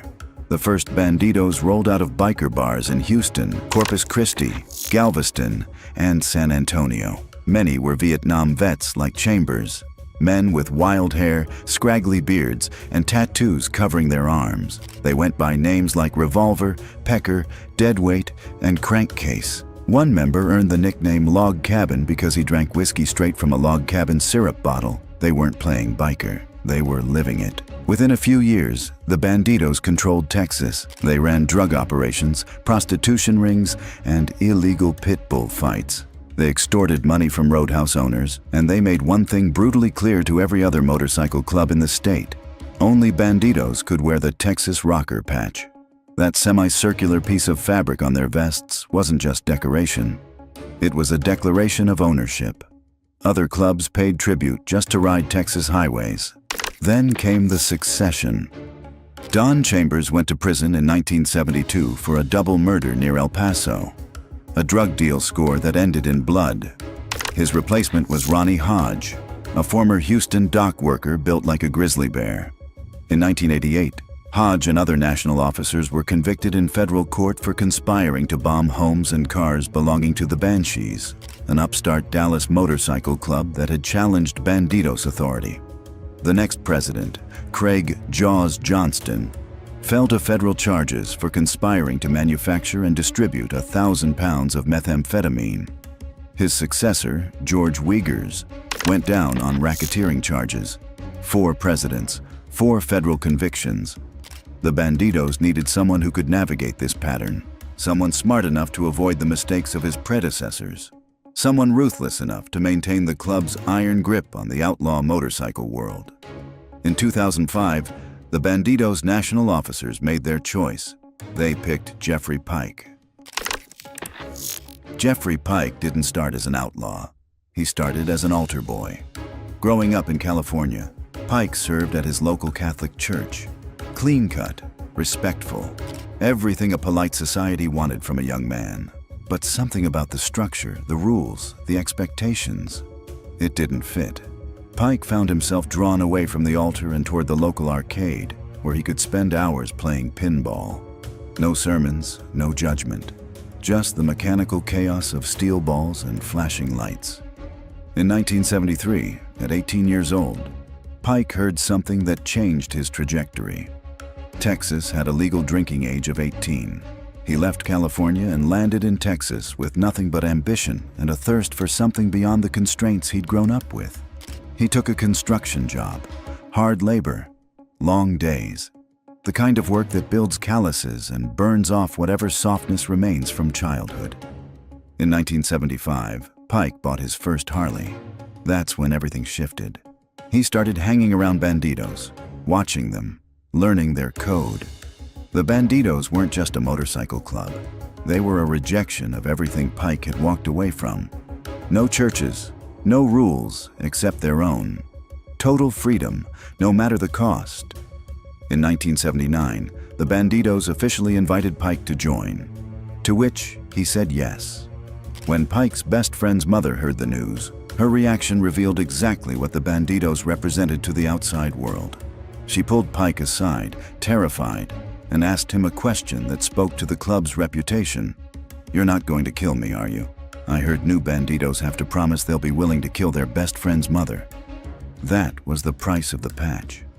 The willingness to do anything, to become someone completely different from the altar boy who once served communion. Jeffrey Pike surely got into fights as a young Bandido. In one incident, he rode to Galveston with other members to beat up rival bikers, causing problems at a topless club the Bandidos controlled. Standard outlaw business, but he remained clean. In 1987, Pike pleaded guilty to misdemeanor assault. He'd stabbed a man during an argument at a party. He was fined $800. 5 years later, in 1992, he was sentenced to 20 months of deferred adjudication for illegally wiring his house to steal electricity from the city of Houston. That was it. 2 crimes, 2 minor convictions. For a Bandido, that wasn't a rap sheet. That was a resume for a corporate management position. Pike stood out in a club where presidents went to federal prison for murder conspiracies, bombing campaigns, and manufacturing 1,000 pounds of methamphetamine. Compared to the chaos that defined Bandido's leadership, Pike looked like a yuppie playing dress-up in leather. But that's exactly why the national officers picked him. The FBI had spent decades hunting Bandido's presidents. Every leader before Pike had fallen to federal charges. The club needed someone different, someone who could smile at law enforcement, shake hands with prosecutors, and convince the world that the Bandidos were evolving into something less dangerous. One FBI agent would later testify in court that whenever they spoke, he always found Pike remarkably friendly, almost disarmingly so. The Bandidos bet that Pike's clean image would throw the feds off the scent. They were wrong.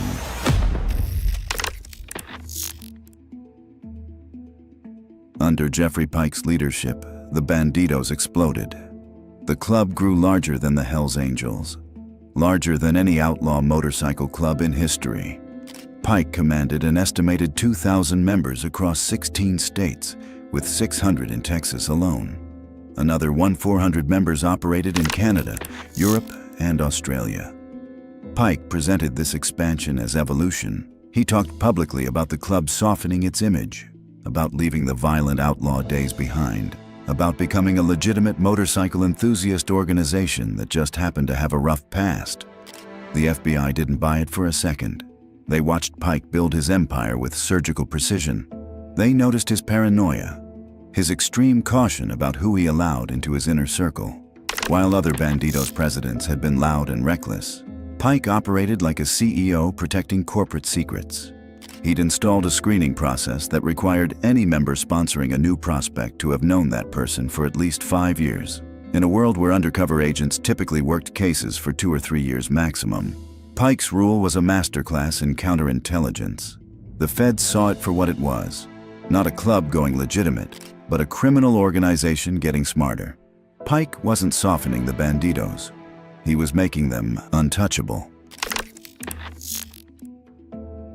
But March 2006 changed everything. A man named Anthony Benesch made a fatal mistake. The Austin biker started wearing Hell's Angels colors while riding through the streets of Texas. The Bandidos told him to stop. Once, twice. Clear warnings. Benesch ignored them. So the Bandidos decided to teach him a lesson. On a Saturday evening in March, Benesch walked out of a restaurant with his girlfriend and his 2 young sons. A sniper's bullet struck him in the head. He died on the sidewalk while his children watched. The FBI immediately focused on Jeffrey Pike. A hit this public, this calculated, this clean. Investigators knew no Bandido would act alone. Someone had to approve it. Someone with enough authority that a member would risk murdering a man in front of witnesses and children. Someone like the national president. But the investigation stalled. No witnesses came forward. No evidence directly tied Pike to the murder. The case went cold, filed away with dozens of other unsolved biker killings. Pike had dodged the bullet that killed Anthony Benesch, at least for now. 7 years later, the Bandidos had a new enemy. In late 2013, law enforcement started hearing whispers. The Bandidos were preparing for war with the Cossacks, a younger Texas motorcycle club that was, in the words of biker expert, aiming to gain notoriety. The Cossacks were doing the unthinkable. They were wearing the Texas rocker on the back of their vests, that semicircular patch that the Bandidos had claimed as their exclusive territory since the 1960s. The patch that symbolized control over Texas highways. The patch that other clubs had paid tribute to wear. The Cossacks wore it without asking permission. To outsiders, grown men feuding over a piece of fabric seems absurd, almost comical. But in the outlaw biker world, respect isn't optional. It's survival. It's the difference between being feared and being destroyed. The Cossacks had shown disrespect. The Bandidos would respond the only way they knew how.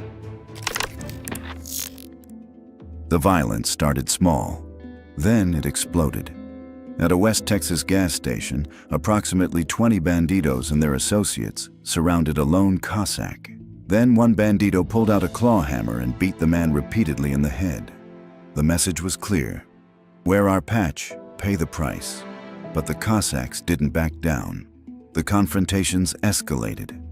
In Fort Worth, at least 10 Bandidos stormed into Gators, a bar known as a Cossack hangout. They carried clubs, heavy flashlights that could crack skulls, and at least one gun. The scuffle was brutal and chaotic. When it ended, a member of a Cossack support club lay dead. To investigations, it would eventually lead back to the same question: who gave the order? The FBI already had its answer. They just needed proof. The DEA and FBI found their opening. Johnny Downtown Romo was a former national officer for the Bandidos who lived in San Antonio. He was close to John Portillo, the Bandidos' vice president, and federal agents had him cornered on drug trafficking charges. The agents made Romo an offer: wear a wire to his meetings with Portillo, and they'd drop the case. Refuse, and he'd spend years in federal prison. In the Bandido world, this wasn't just betrayal. It was a death sentence. Bandidos had bumper stickers on their motorcycles that read, "Shoot informants, not drugs," and "Snitches are a dying breed." Members suspected of snitching weren't just kicked out, they were brutally beaten. Their Bandidos tattoos were cut off their skin or burned away. Loyalty to the club wasn't optional. It was everything. But Johnny Romo looked at his future and made a choice. He put on the wire. Federal agents listened as John Portillo's voice came through clear on the recordings. "We're not going to f*** around with those Cossacks, dude. It's on. Our patch, our club, is at war with these." But Portillo said something even more revealing. He told Romo he planned to increase membership dues to cover legal costs for Bandidos, who would end up in trouble for fighting the Cossacks. He was preparing for arrests, for trials, for the consequences of what was about to happen. Then came the most damning statement. Portillo said he had informed the guy in Houston to turn his back from what I'm going to do. But who was the guy in Houston? Federal agents knew exactly who that was. Jeffrey Pike, the national president. Portillo was telling Pike to turn his back, to claim ignorance, to maintain plausible deniability while Portillo executed the war against the Cossacks. Pike could pretend he knew nothing while his orders were being carried out. May 17, 2015, Waco, Texas, Twin Peaks restaurant. 9 bikers died in what the Washington Post called one of the worst eruptions of biker gang violence in U.S. history. Bandidos and Cossacks opened fire on each other in the parking lot in broad daylight. Police intervened. The scene became a war zone. Jeffrey denied any involvement in the incident. He claimed he'd been laid up in bed recovering from surgery, but what the federal agents already had everything they needed. They had secret court orders to wiretap the cell phones of John Portillo and Justin Cole Forster, the national sergeant at arms in charge of enforcing Bandidos rules and handling security. They were listening to every conversation, and they were squeezing arrested Bandidos, offering lighter sentences in exchange for testimony about how Pike and Portillo really ran the club. The stories started piling up. Bandidos who cut deals with prosecutors told federal agents the same thing. John Portillo acted as Pike's buffer. He kept Pike's hands clean while carrying out his orders, but everyone knew Pike was in charge. Multiple witnesses testified that Portillo had told them Pike ordered the execution of Anthony Benish, the Hells Angel shot by a sniper in Austin back in 2006. Pike had allegedly given the order. Portillo made sure it happened. Witnesses also said Pike had directed Portillo to send Bandidos to intimidate and attack rival club members across multiple states. But the most damaging testimony came from those rare occasions when Pike himself spoke directly.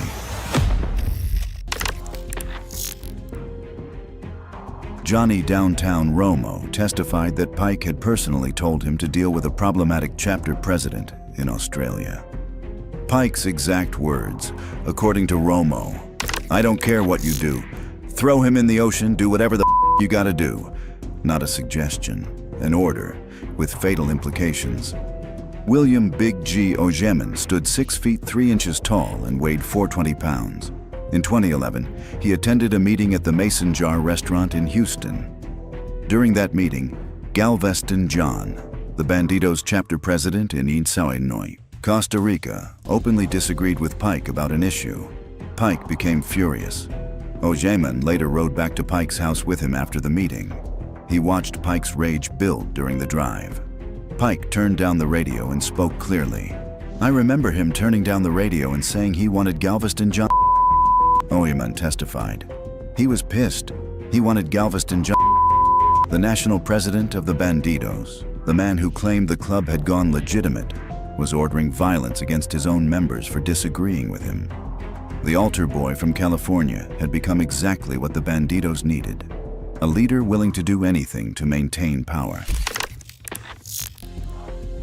The FBI had a problem. They had wiretaps. They had testimonies. They had witnesses who placed Pike at the center of a criminal empire stretching across 16 states and 4 continents. But they didn't have Pike on tape ordering a murder. They didn't have him discussing drug deals. They didn't have a single recording of Jeffrey Pike saying anything directly incriminating. Under normal criminal law, the case would collapse. But prosecutors weren't using normal criminal law. They were using the federal racketeering statute, RICO. And RICO had something prosecutors loved: relaxed hearsay rules. Under RICO, the stories told by cooperating witnesses carried more weight than they would in a standard criminal trial. The U.S. Attorney's Office built their entire case on one foundation: the testimony of Bandidos who had flipped, men who had betrayed their brothers, men who knew what happened to snitches. January 2016, federal officers drove up to Jeffrey Pike's wrought iron front gate, A Christmas wreath still hung on it.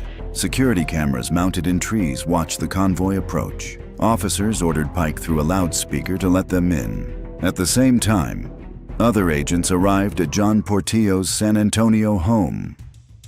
Pike and Portillo were arrested on racketeering and conspiracy charges. According to prosecutors, Pike had issued secret orders to Portillo about assaults and murders he wanted carried out. Portillo had then ordered certain bandidos to commit those crimes. The charges were specific. Pike had ordered the execution of Anthony Benish, the Hells Angel in Austin. Pike had authorized a war on the Cossacks that culminated in the Waco shootout. 9 bikers dead, 7 of them Cossacks. The trial would begin in late February in federal court in San Antonio. The jury's names would be kept secret. They'd be bused to the courthouse from an unknown location, accompanied by armed guards. Pike and Portillo would sit at the defense table in dark suits, looking like harmless businessmen. But the prosecution was confident. They had wiretaps, they had testimonies, and they had 8 bandidos who had flipped.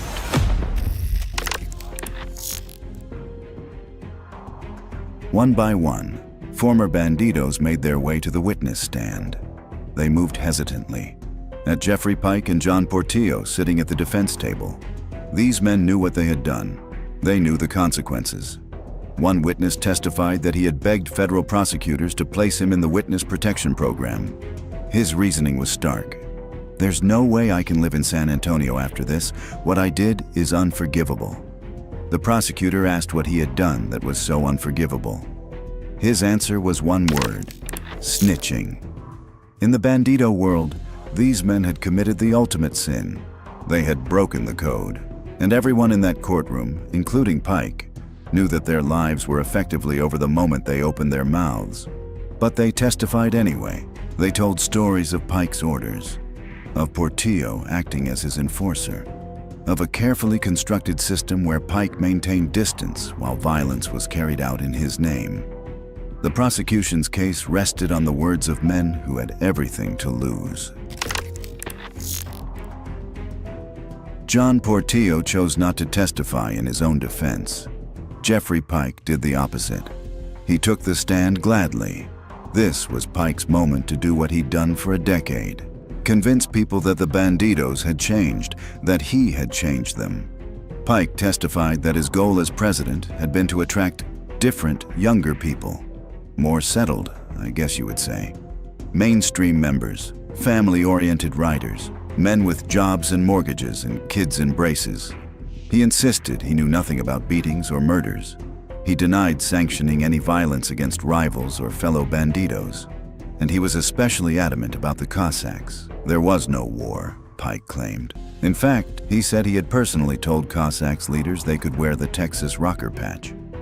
"I like it when everybody gets along," Pike testified. "I don't like drama." It was a masterful performance. Pike remained calm, reasonable, almost grandfatherly, the clean-cut president of a misunderstood motorcycle club. Then came cross-examination. Assistant U.S. Attorney Eric Fuchs began his cross-examination methodically. Question after question, Pike answered calmly, maintaining his composure. For most of the cross-examination, Pike held his ground, but Fuchs was waiting for his moment. He asked Pike to define what a snitch was. Pike's mask slipped, just for a second. His reply came out snide, dripping with contempt. A witness who makes up stories to get himself out of trouble. There it was. The real Jeffrey Pike, not the reformed president who liked it when everybody got along. Defense attorney Dick DeGuerin made his final pitch to the jury. There was no evidence directly connecting Pike to any assault or killing, DeGuerin argued. Pike was a family man. He was about to become a grandfather. The prosecution's case rested entirely on the words of admitted criminals who had made deals to save themselves. But prosecutor Eric Fuchs painted a different picture. Under Jeffrey Pike and John Portillo, Fuchs declared the Bandidos had become the Mafia on 2 wheels, an international criminal organization that used violence, intimidation, and murder to maintain control. Pike hadn't reformed the club. He'd made it more sophisticated, more dangerous. The jury had to decide, was Pike a reformer falsely accused by desperate snitches? Or was he a crime boss who had simply learned how to keep his hands clean? Thursday, May 17th. After 2.5 months of testimony, the jury returned with their verdict. Jeffrey Pike and John Portillo were guilty. Guilty of racketeering, guilty of conspiracy to commit murder, guilty of directing a continuing criminal enterprise. Cold-blooded killers, the jury declared. Guilty on all charges. Pike and Portillo remained stoic as U.S. Marshals moved forward. Handcuffs clicked around their wrists. The two bandidos were led out of the courtroom without expression. Months later, on October 5th, 2018, they returned for sentencing. The judge showed no mercy. Jeffrey Pike, life in prison without the possibility of parole. John Portillo, 2 consecutive life sentences. The verdict is now in. 2 top former Bandidos, National President Jeffrey Fay Pike and ex-Vice President John Xavier Portillo, found guilty in a 13-count indictment. Neither man would ever breathe free air again. Jeffrey Pike had followed the pattern. 5 national presidents, 5 federal convictions, the altar boy who became president, the clean-cut yuppie who built an empire, the man who claimed the Bandidos had changed. He was going to prison, just like all the others. Dick DeGuerin rarely loses cases. He stood outside the courtroom looking devastated. I truly believe Jeff is innocent. DeGuerin understood the mathematics of federal sentencing guidelines. Pike was facing life in prison without the possibility of parole.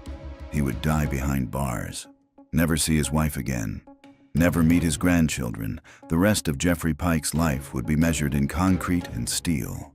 But Pike said something to DeGuerin that showed the other side of him.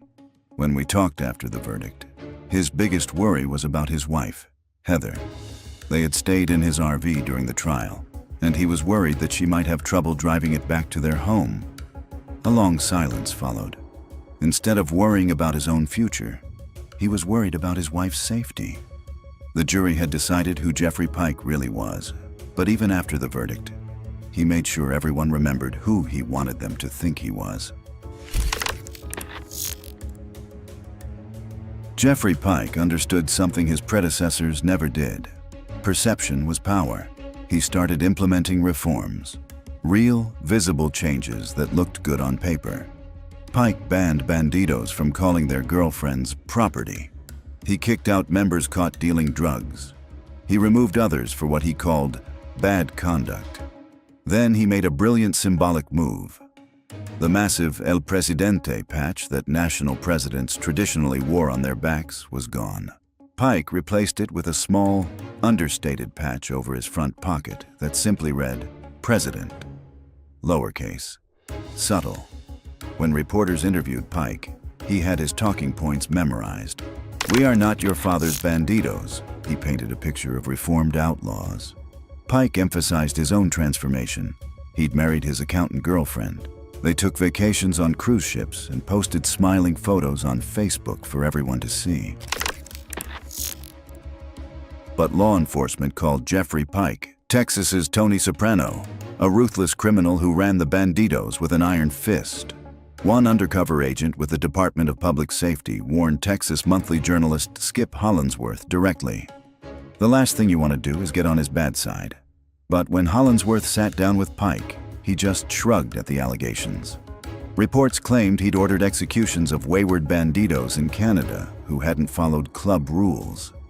Pike described himself as an ordinary guy, a divorced father whose 2 children attended the University of Texas. He woke up early, made his bed, walked his dogs, restored custom cars in his fabrication shop. He took his girlfriend, a certified public accountant, to the movies. He participated in weekend motorcycle runs with fellow Bandidos.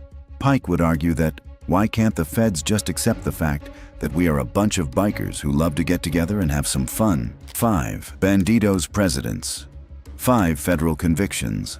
The pattern held. And in Texas, the Bandidos were already choosing their 6th president. Pike's story ends in a federal courtroom. But for some Bandidos members, the courtroom is not the end of the story. It is where the next chapter begins. From waging all-out wars against rivals, The FBI arrested members of the Bandidos in San Antonio yesterday. They're now going to be charged with racketeering and waging a deadly war against their rivals, the Cossacks gang. watching their own members indicted for murder. After 7 months, the verdicts have been handed down in the Bandidos trial. All 6 of the accused bikers were found guilty. Wayne Kellestein, Michael Sandom, and Dwight Mushi were found guilty of 8 counts each of first-degree murder. These are the most feared bandidos now sitting behind bars. New today, more than a dozen members of Texas-based outlaw motorcycle gang, the Bandidos, have been charged in a sweeping federal indictment. At least 10 of those charged arrested this morning. Most people think outlaw bikers fear the police. They don't. And the Bandidos Motorcycle Club proves it. The club was built on loyalty and brotherhood. But some members pushed that loyalty into violence, retaliation, and crimes that went far beyond club politics.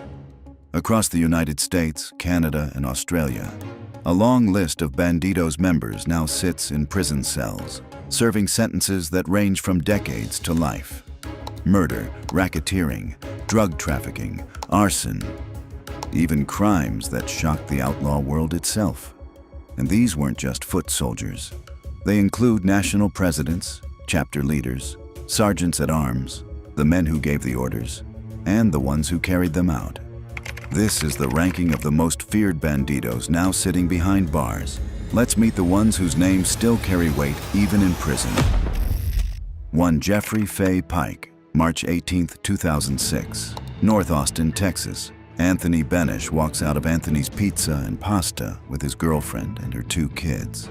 It's an ordinary family evening until a single rifle shot drops him face down in the parking lot. Benish wasn't a random target. He had been trying to start a Hells Angels chapter in Austin. The Bandidos had warned him repeatedly to stop. The Texas rocker on their backs made that clear. But Benish believed he had the Angels behind him. And when you feel that patch at your back, you don't bow to anyone. He ignored every warning. That decision got him killed. Investigators later learned the hit wasn't spontaneous. It was ordered. And at the top of the chain was Jeffrey Fay Pike, national president of the Bandidos, a member since 197.9, and the man who controlled the club's power structure across the state. 4 Bandidos carried out his directive: Johnny Romo, Robert Romo, Jesse Chronic Benavidez, and Norberto Hammer Cerna Jr. They acted on Pike's orders to eliminate what the club saw as a direct threat to their territory. The Benish murder was just one part of Pike's larger operation. Under his leadership, the Bandidos pushed violence against rival clubs, ran meth and cocaine through Texas, and worked directly with the Mexican mafia, all. At the same time, Pike presented himself publicly as a businessman restoring classic cars. That image collapsed in January 2016 when federal agents raided his home during Operation Texas Rocker. Pike was arrested and charged under RICO for murder conspiracy, drug trafficking, and assaults carried out in the club's name. In 2018, a federal jury found him guilty on all counts. Pike received a life sentence plus 10 years. His vice president received 2 life terms. The shooters were eventually arrested as well. Jeffrey Fay Pike will die in federal prison. The man who once tried to keep Texas under one patch lost everything in enforcing that claim. 2. John Xavier Portillo. Just after midnight on January 31, 2002, a quiet rest stop along Interstate 37, just south of San Antonio, became the setting for an ambush. Robert Lara, 24, wasn't a bandido, but he wasn't a random civilian either. He had ties to local street crime, and the Bandidos believed he was the one who shot their chapter secretary, Javier Negrete, 3 weeks earlier. That belief made him a target. 3 cars were waiting in the dark. When Lara stepped out, Winans made the confirmation call. 6 Bandidos closed in. Richard Scarface Merla, one of the San Antonio chapter's enforcers, dragged Lara from the vehicle.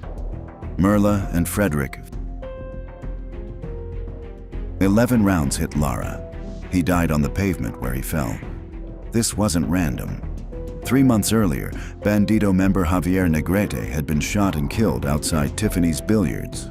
Inside the Southwest San Antonio chapter, its president, John Xavier Portillo, decided that Lara was responsible.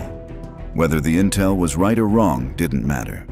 Portillo wanted payback, and he ordered the hit. He orchestrated everything. He supplied Merla with the murder weapon. After the killing, the crew regrouped at Portillo's brother's house, where Portillo told everyone to stay quiet. Then he used a torch to destroy the gun. Merla and Cortez were later awarded Expect No Mercy patches, recognition inside the club for carrying out violent business. Portillo had been moving up the ranks of the Bandidos since the 1990s. His San Antonio chapter was known inside the organization as its enforcement arm. After years of violence, Portillo rose even higher, first becoming National Sergeant at Arms and eventually National Vice President under Jeffrey Pike. For years, the Lara murder stayed unsolved. That changed in 2004 when Merla stabbed former boxer Robert Pekin Quiroga to death. With pressure closing in, Merla flipped, confessing to Lara's murder and naming Portillo as the man who ordered it.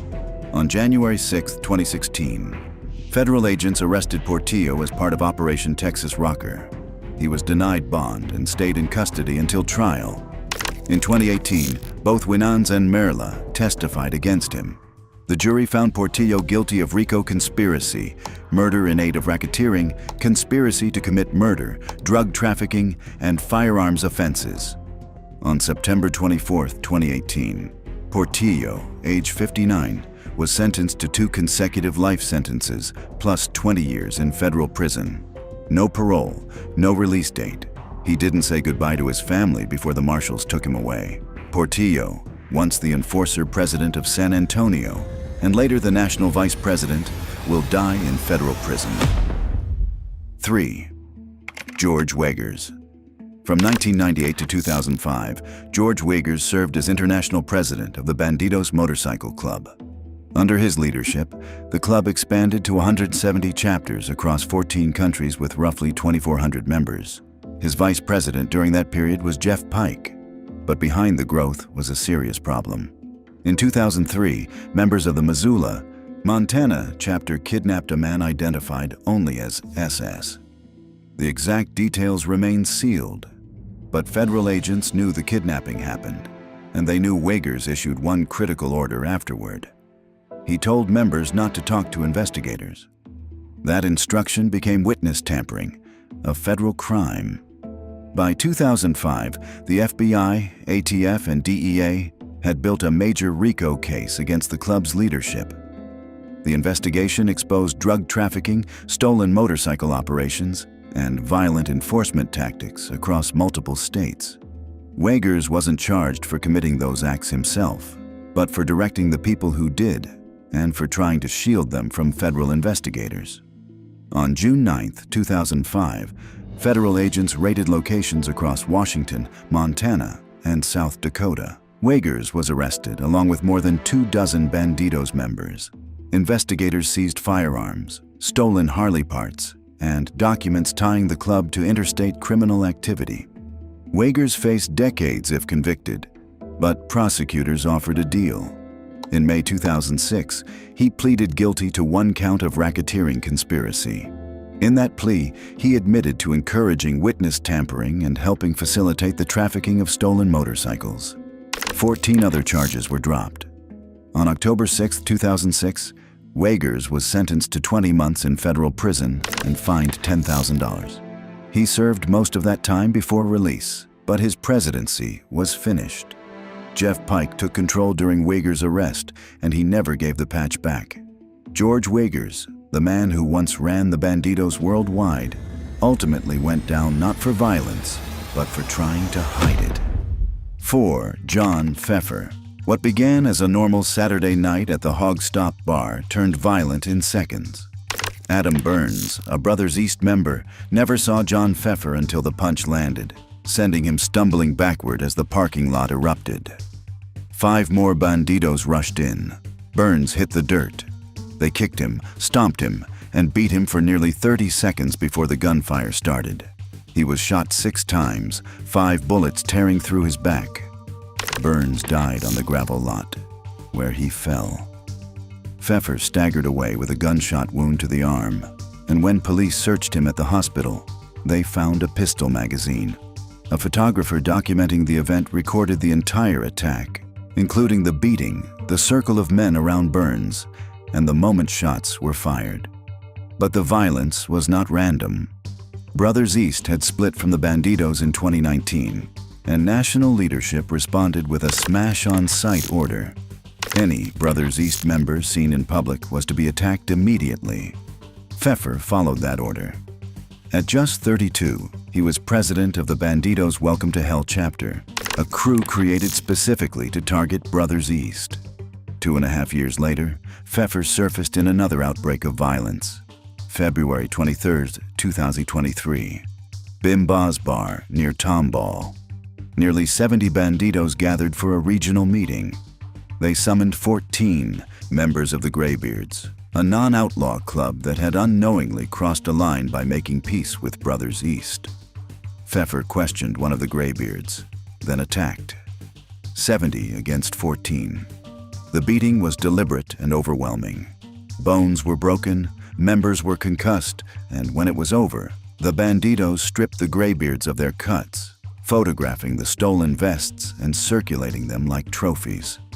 Federal investigators later connected Pfeffer to a larger pattern of violence, including assaults, shootings, and arsons across Houston from 2020 to 2024.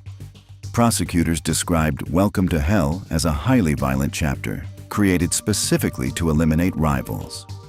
In February 2025, federal prosecutors indicted Pfeffer and 13 others on racketeering, violent crime, firearm offenses, and witness tampering. He initially faced the death penalty for Burns's murder, but in October 2025, the Department of Justice declined capital punishment.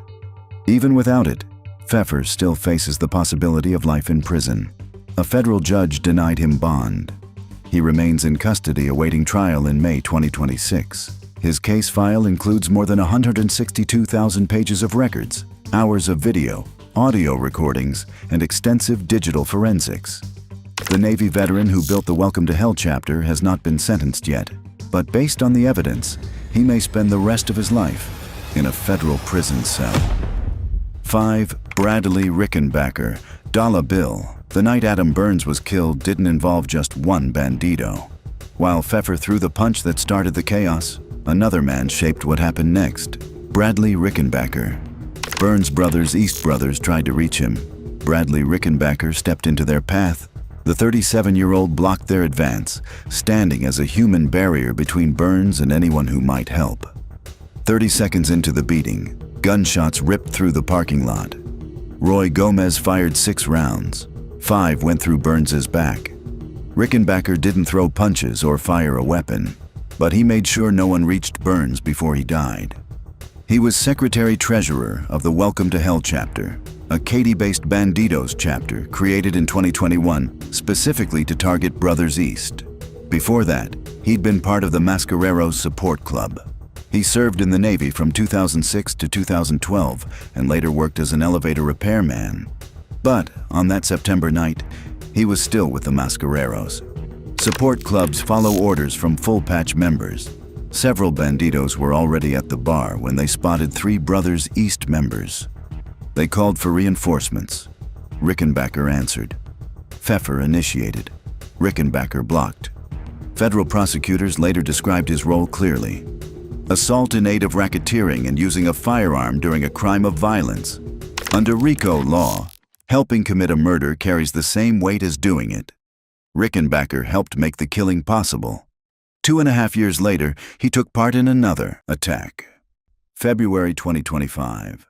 Federal agents arrested Rickenbacker during the Welcome to Hell takedown. He was charged with racketeering conspiracy, assault in aid of racketeering, and using a firearm during a violent crime.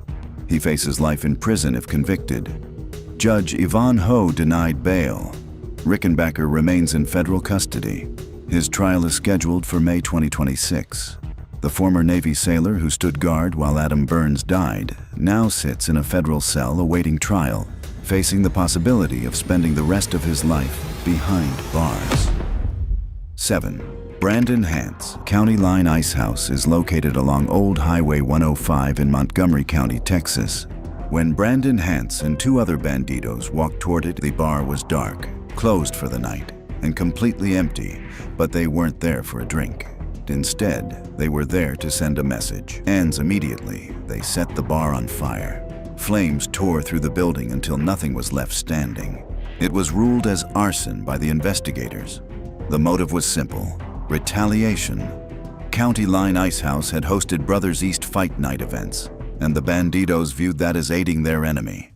Burning the place down was payback. Hance was 33 and had only been in the club for about a year. Before the Bandidos, he was known for something very different: reality TV. He appeared twice on Survivor, first in 2011 and again in 2013. His first season showed him as a conflicted, emotional young man. His second ended in chaos when he dumped food, threatened contestants, and was removed from the game. After TV fame faded, Hance settled into family life. Married, 4 kids, no criminal history. Then he joined the Bandidos, and everything changed. By July 2024, Hance was done with the Bandidos, but leaving didn't make him safe. The club put a green light on him, a death order aimed at him and his family. Terrified, he turned to social media, posting TikToks about regret and giving interviews about why he left. The threats didn't stop the federal case. In February 2025, Hance was indicted on racketeering, conspiracy, and arson charges. Each count carries up to 20 years, meaning he could face up to 40 years in prison. Unlike most co-defendants, he received bond after church members and supporters filled the courtroom on his behalf. He walked out without GPS monitoring. His trial is set for May 2026. The former Survivor contestant who once chased $1 million prize is now fighting to avoid decades in federal prison. And the fire he helped set at County Line Ice House may be what ends his freedom for good. 8 Alfredo Pies Jr. fights inside Lubbock bars were nothing new for the Bandidos and Kinfolk MC. But on November 12, 2020, inside the 50th Street Caboose, the tension finally snapped. A Bandido picked up a pool ball from a table claimed by Kinfolk members. One of the Kinfolk members took the move as a direct challenge and pulled a gun, firing the first shot. That's when Alfredo Pies Jr. stepped out from a hallway, drew his own weapon, and fired back. 2 of his rounds hit a Kinfolk member, and the entire bar erupted into panic. People dove for cover as Pies slipped out, jumped on his motorcycle, and disappeared before police arrived. The violence didn't surprise anyone in Lubbock. The Bandidos and Kinfolk had been at war for years.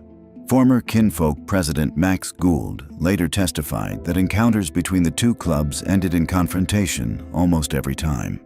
Pies was 40 and served as Sergeant-at-Arms of the Lubbock Bandidos chapter, responsible for discipline, enforcement, and handling violent conflicts. He wore an "Expect No Mercy" patch, a signal inside the club that he had. When the police searched his home, they found a handwritten list of enemies, complete with names and addresses. This was enough proof that the violence was organized, not spontaneous. Pies was arrested and charged with 7 counts of aggravated assault with a deadly weapon. But the trial hinged on one question: was he defending himself, or had he gone to the bar expecting trouble? Defense attorneys argued Kinfolk fired first. Surveillance footage confirmed it. Prosecutors argued that Pies knew Kinfolk frequented the caboose and showed up looking for a fight. In October 2023, the jury delivered a mixed verdict: guilty on 2 counts of aggravated assault with a deadly weapon, guilty on 2 counts of deadly conduct, and acquitted on 3 counts. On October 27th, he was sentenced to 6 years in prison on the primary charge, 180 days on 2 other charges, and 6 years of probation, all to run concurrently. Bandidos motorcycle gang has been sentenced to 6 years in prison for a 2020 shooting at the 50th Street Caboose. The jury also sentenced Alfredo Pies Jr. In June 2025, the 7th Court of Appeals upheld the conviction. Before his arrest, Pies had been promoted to vice president of the Lubbock chapter. The sergeant-at-arms who carried an expect no mercy patch and kept a list of enemies is now serving a 6-year sentence. A shootout that lasted seconds cost him his position, his freedom, and nearly his future. 9. Justin Cole Forster. Most Bandidos enforcers built their reputations over long careers. Justin Cole Forster did not have that kind of history. He was 28 when federal prosecutors identified him as one of the club's rising enforcers. Young, loyal, and already positioned inside major acts of violence connected to the organization. Forster came up in a very different era of outlaw biking. He was not part of the old Texas biker wars or the early expansion years. His generation grew up in a world shaped by surveillance, federal indictments, and organized retaliation.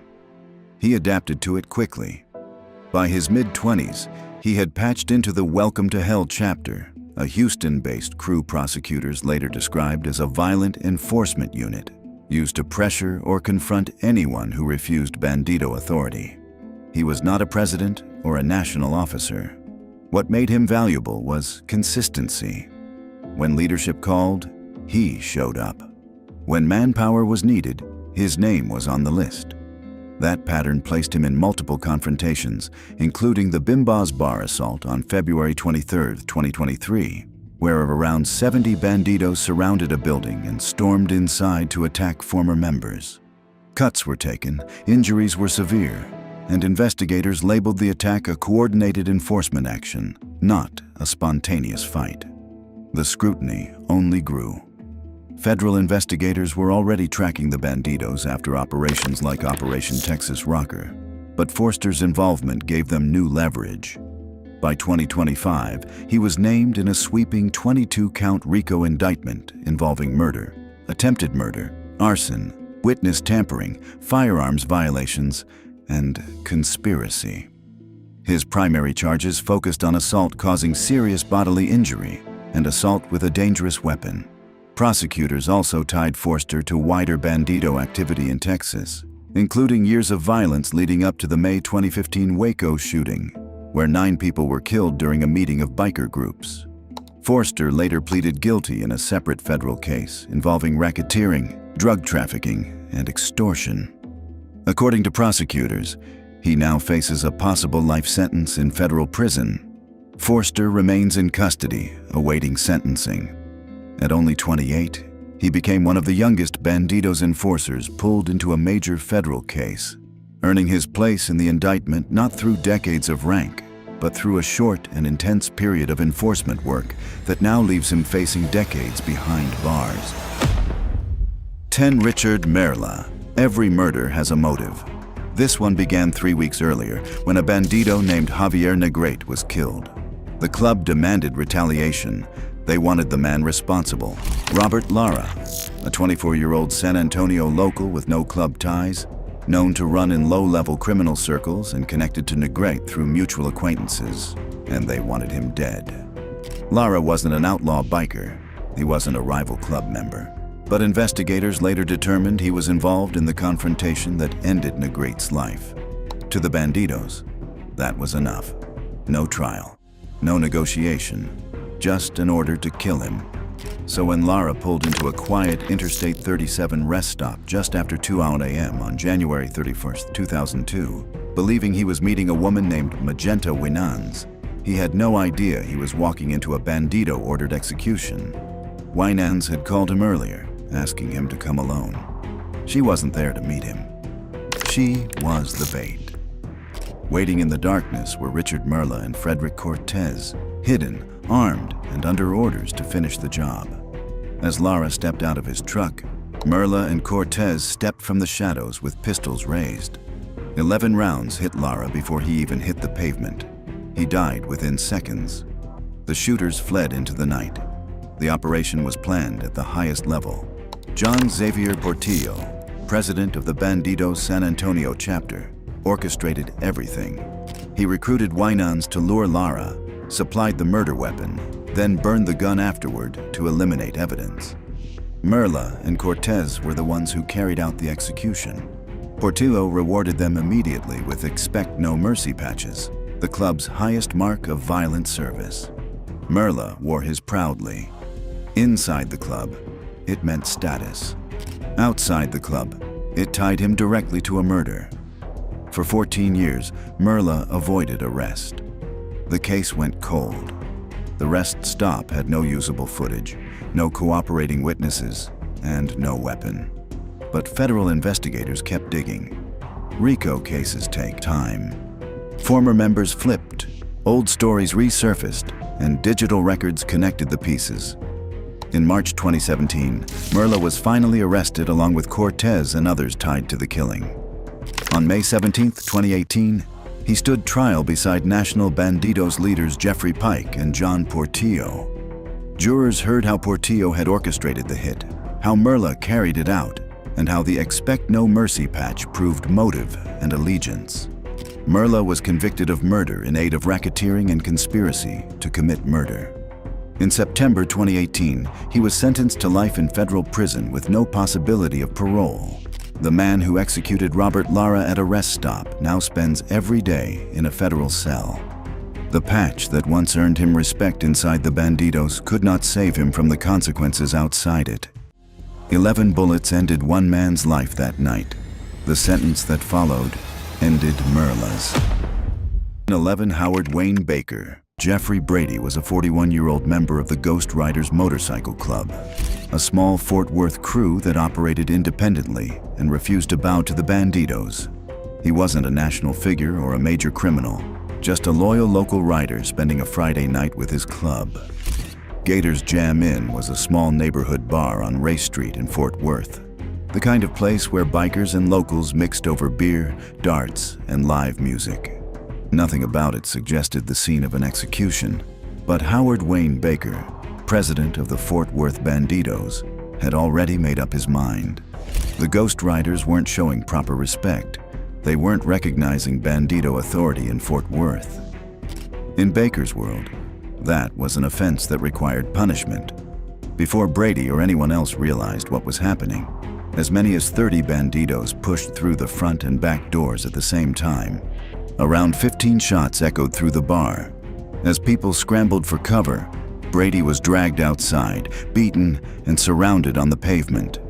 Baker stood in that circle. Brady's wife watched helplessly as he was executed with a single shot to the head.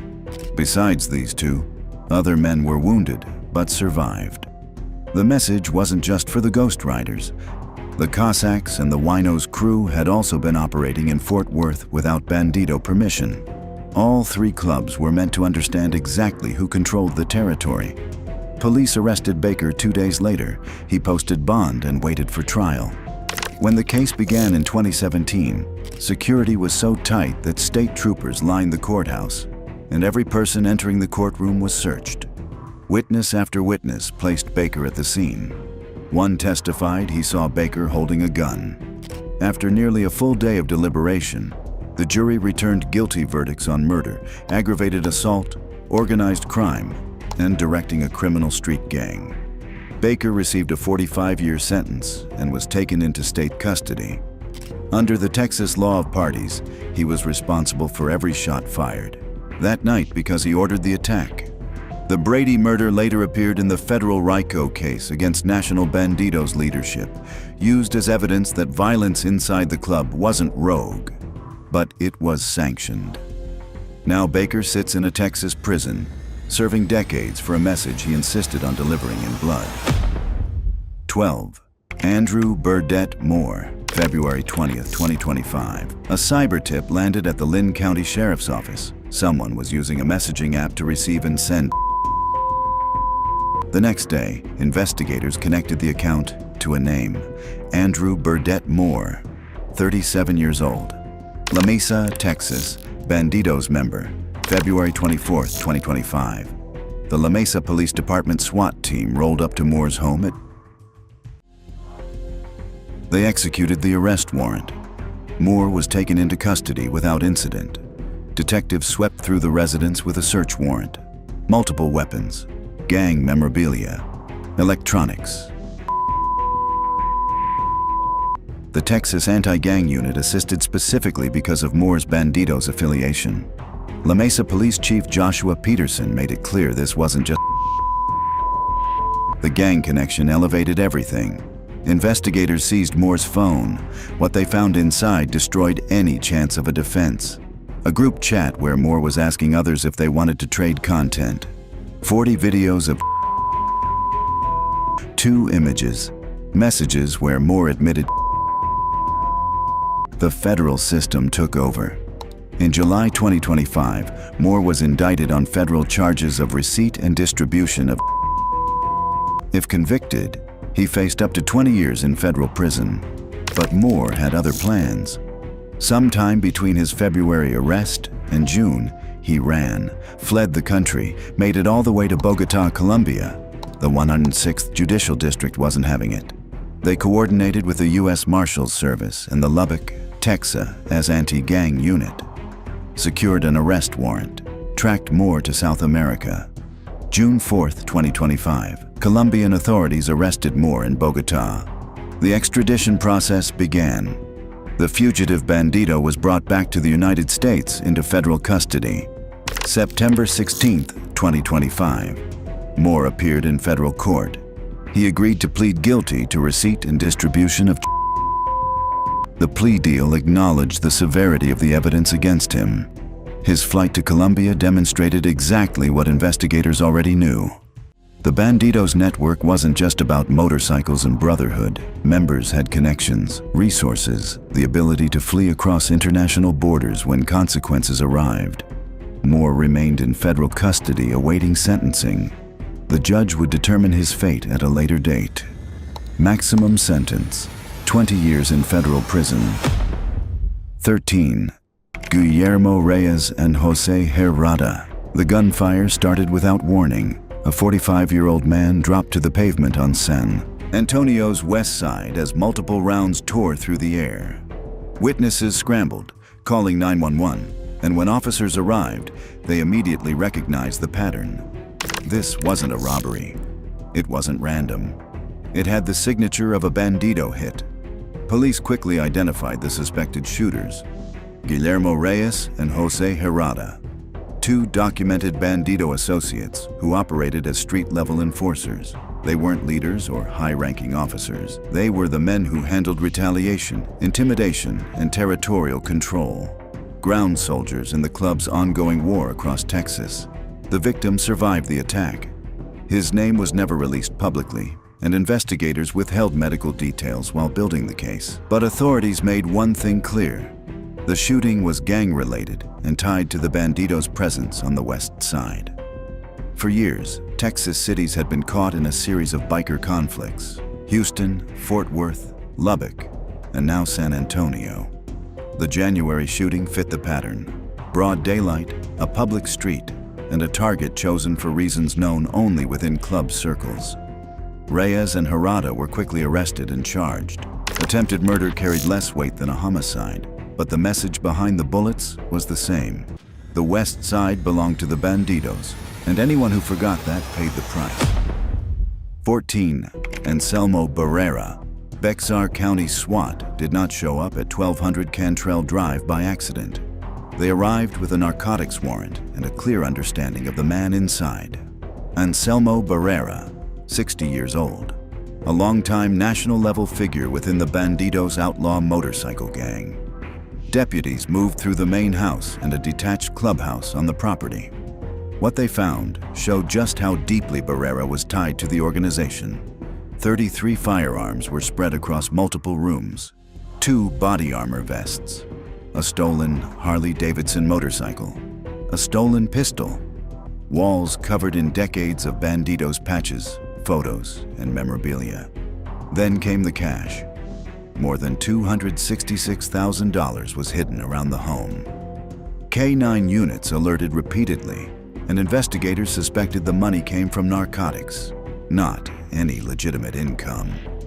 Barrera was arrested on a single charge: possession of body armor by a convicted felon, a third-degree felony. Investigators made it clear that more charges were likely. His criminal record stretched back more than 30 years, including felony drug cases from the 1990s, a hindering charge in 2008, and smaller offenses after that. None of them had ever resulted in long-term prison time. Deputies say 60-year-old Anselmo Barrera, a documented member of the Bandidos outlaw motorcycle gang, was taken to the Bexar County Jail. On November 3, 2025, Barrera posted a $65,000 bond and walked out of jail onto strict house arrest. No guns, no travel. Random drug and alcohol testing. Full electronic monitoring. To the sheriff's office, Barrera was not just another bandido. He had held rank for years and operated from San Antonio, a city the club has dominated since the 1960s. The weapons, the body armor, the cash, the clubhouse setup, all of it reflected a man who had spent decades building influence and income through the drug trade. More charges were expected, but Barrera had survived the system before. House arrest was a victory compared to a long federal sentence. For a man who avoided serious prison time for decades, he remained what many inside the club already called him untouchable, at least for now. 15. Michael Sandom. Michael Sandom's outlaw ambitions began long before the violence. On October 15, 2002, he resigned from the East St. Paul Police Service before he could be fired. Winnipeg police had photographed him attending an outlaw biker gathering while on leave. For most officers, that would have been a humiliating end. For Sandom, it was the first step toward the world he truly wanted. He believed he was destined to run the outlaw biker scene in Canada. His background looked impressive on paper. He had served in the Canadian Armed Forces from 1990 to 1994, then worked in bylaw enforcement and private security. But nothing gave him real power or status. The Bandidos did. Or at least he thought they would. In 2004, Sandom created the Winnipeg Bandidos chapter and appointed himself president. He recruited members and built a probationary crew, hoping Houston would recognize them as an official chapter. But Houston leadership never approved the group. The Toronto Bandidos, led by Canadian President Giovanni Muscedere, controlled all operations in the country. They dismissed Sandom's Winnipeg crew as unofficial and unrecognized. Sandom resented it. He started emailing Houston, criticizing Toronto leadership and presenting himself as the man who should lead Canada. He sent flattering messages about loyalty and brotherhood. On April 7, 2006, Sandom and his Winnipeg members traveled to Wayne Kelestein's farm in Ontario. According to Sandom's later claims, the plan was to strip the Toronto Bandidos of their patches and remove them from power. 8 Toronto members arrived that night, unaware they were walking into an ambush. Giovanni Muscedere, George Jessamy, George Kriarakis, Luis Raposo, Frank Salerno, Paul Sinopoli, Jamie Flantz, and Michael Trotta were executed one at a time in what became known as the Shedden Massacre. Sandom insisted he was shocked and tried to intervene. Witness testimony said otherwise. A police informant identified only as MH testified he saw Sandom shoot Jamie Flantz. At dawn, the bodies were loaded into abandoned vehicles and dumped in a field for a farmer to find. On June 16, 2006, police raided Sandom's home. He ran outside yelling that he was never a real member. During questioning, he denied involvement more than 200 times. He claimed he was raking leaves the weekend of the murders. Investigators pointed out there were no trees on his street. When confronted with the evidence, he changed his story again, saying he was actually an undercover informant for police. Prosecutors highlighted that he never contacted law enforcement, lied repeatedly, and had his vehicle professionally cleaned days after the killings. None of his stories matched reality. At trial in 2009, Sandom cried on the stand and insisted he was a victim. The jury did not believe him. On October 29, 2009, he was convicted of 8 counts of first-degree murder. He, Kelestein, and Dwight Mushy all received life sentences with no chance of parole for 25 years. The Shedden Massacre destroyed the Bandidos in Canada. The Toronto chapter was wiped out. The Winnipeg chapter was arrested. Jeff Pike revoked all Canadian charters. Sandom's attempt to seize power ended the entire Canadian operation. The former police officer who thought he could outsmart the outlaw world now sits in a Canadian prison. The man who once dreamed of wearing the world's best colors wears a prison uniform instead. He becomes eligible for parole in 2034 when he will be 64 years old. 15. John Fahey. John Fahey grew up in public housing in Telapea, a suburb in Sydney's northwest. At Cumberland High School, he excelled in rugby and basketball, good enough that the Parramatta Eels offered him a chance to play professionally. Instead of taking the contract, he chose the outlaw world. Fahey rose to become National Sergeant-at-Arms of the Bandidos in Australia. It was the enforcer position, the role responsible for discipline, retaliation, and enforcing the club's rules through force when necessary. His tattoos told the story. BFFB across his chest, Bandidos forever, forever Bandidos. The gang's name was inked across his arm and stomach. His social media handle was Menace to Society, a warning wrapped in a persona. By 2013, Fahey was living on the Gold Coast. His brother Jason had taken the top seat as national president. Together, the Fahey brothers sat at the peak of the Australian Bandidos hierarchy. Two men who had climbed from Telapea housing blocks to the highest ranks of the outlaw scene. Everything changed in mid-2013 when Fahey resigned from the Bandidos. Court evidence later suggested he moved to the Hells Angels, one of the most shocking defections in Australian biker history. The shift happened at the same time Queensland introduced some of the toughest anti-gang laws in the country, legislation that crippled club operations and prevented the Hells Angels from securing territory in Burleigh Heads. Fahey left the Gold Coast as the crackdown intensified. By 2014, he tried to reinvent himself, told people he had walked away from the bikie world, spoke about wanting to coach rugby league, even wrote to coaching legend Wayne Bennett asking for guidance on mentoring young players. But the transformation never took hold. The rugby league future he described was just a story, a temporary mask over a life built inside one of Australia's deadliest outlaw clubs. These men once ruled streets, cities, and entire chapters, but even the most feared Bandido eventually meets a cell stronger than any patch. Some bragged about violence, some lived for it. Now they wake up every day behind steel doors. The men who built the Bandidos' reputation inside prison walls are only part of the picture, because the most dangerous figures in Bandidos' history operated on both sides of those walls. Obama himself would send out the Air Force, the Army, the Marine Corps, and everybody and take us out. The Bandidos gang is classified as a Tier 2 threat. That's the second highest level. With only one motto: we are the people our parents warned us about. These are the 15 most dangerous Bandidos in history. Number 15. Donald Chambers. Donald Eugene Chambers was a founding father of Bandidos, born on November 23, 1930. After serving in the United States Marine Corps during the Vietnam War, he returned to Texas and worked as a longshoreman. He had a passion for riding and had been a member of local clubs. Dissatisfied with the motorcycle clubs he joined, Chambers decided to form one of his own. On March 4, 1966, in San Leon, Texas, he founded the Bandidos Motorcycle Club. He named the club after Mexican bandits who lived by their own rules and chose red and gold as its colors, in honor of the Marine Corps.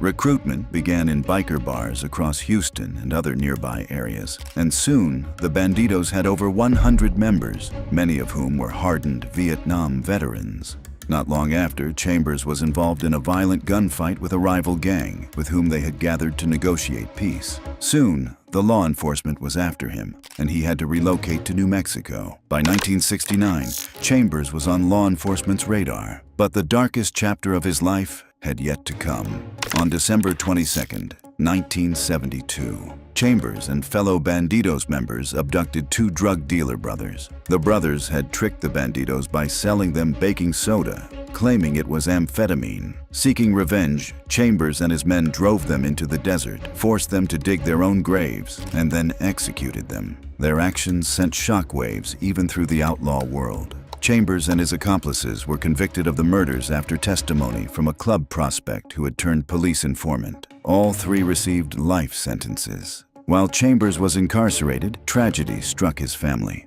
In 1979, his 23-year-old son, Stephen Trammell Chambers, was shot dead during a nightclub dispute in Houston. The suspect fled, and decades later, in 2016, police arrested a man they thought was responsible, only to discover that the real killer had used a false identity. Chambers himself was paroled in 1983 after serving a decade behind bars. he stepped back from the Bandidos and eventually retired from the club altogether. He settled in El Paso, Texas, where he lived quietly until his death from cancer on July 18, 1999, at the age of 68.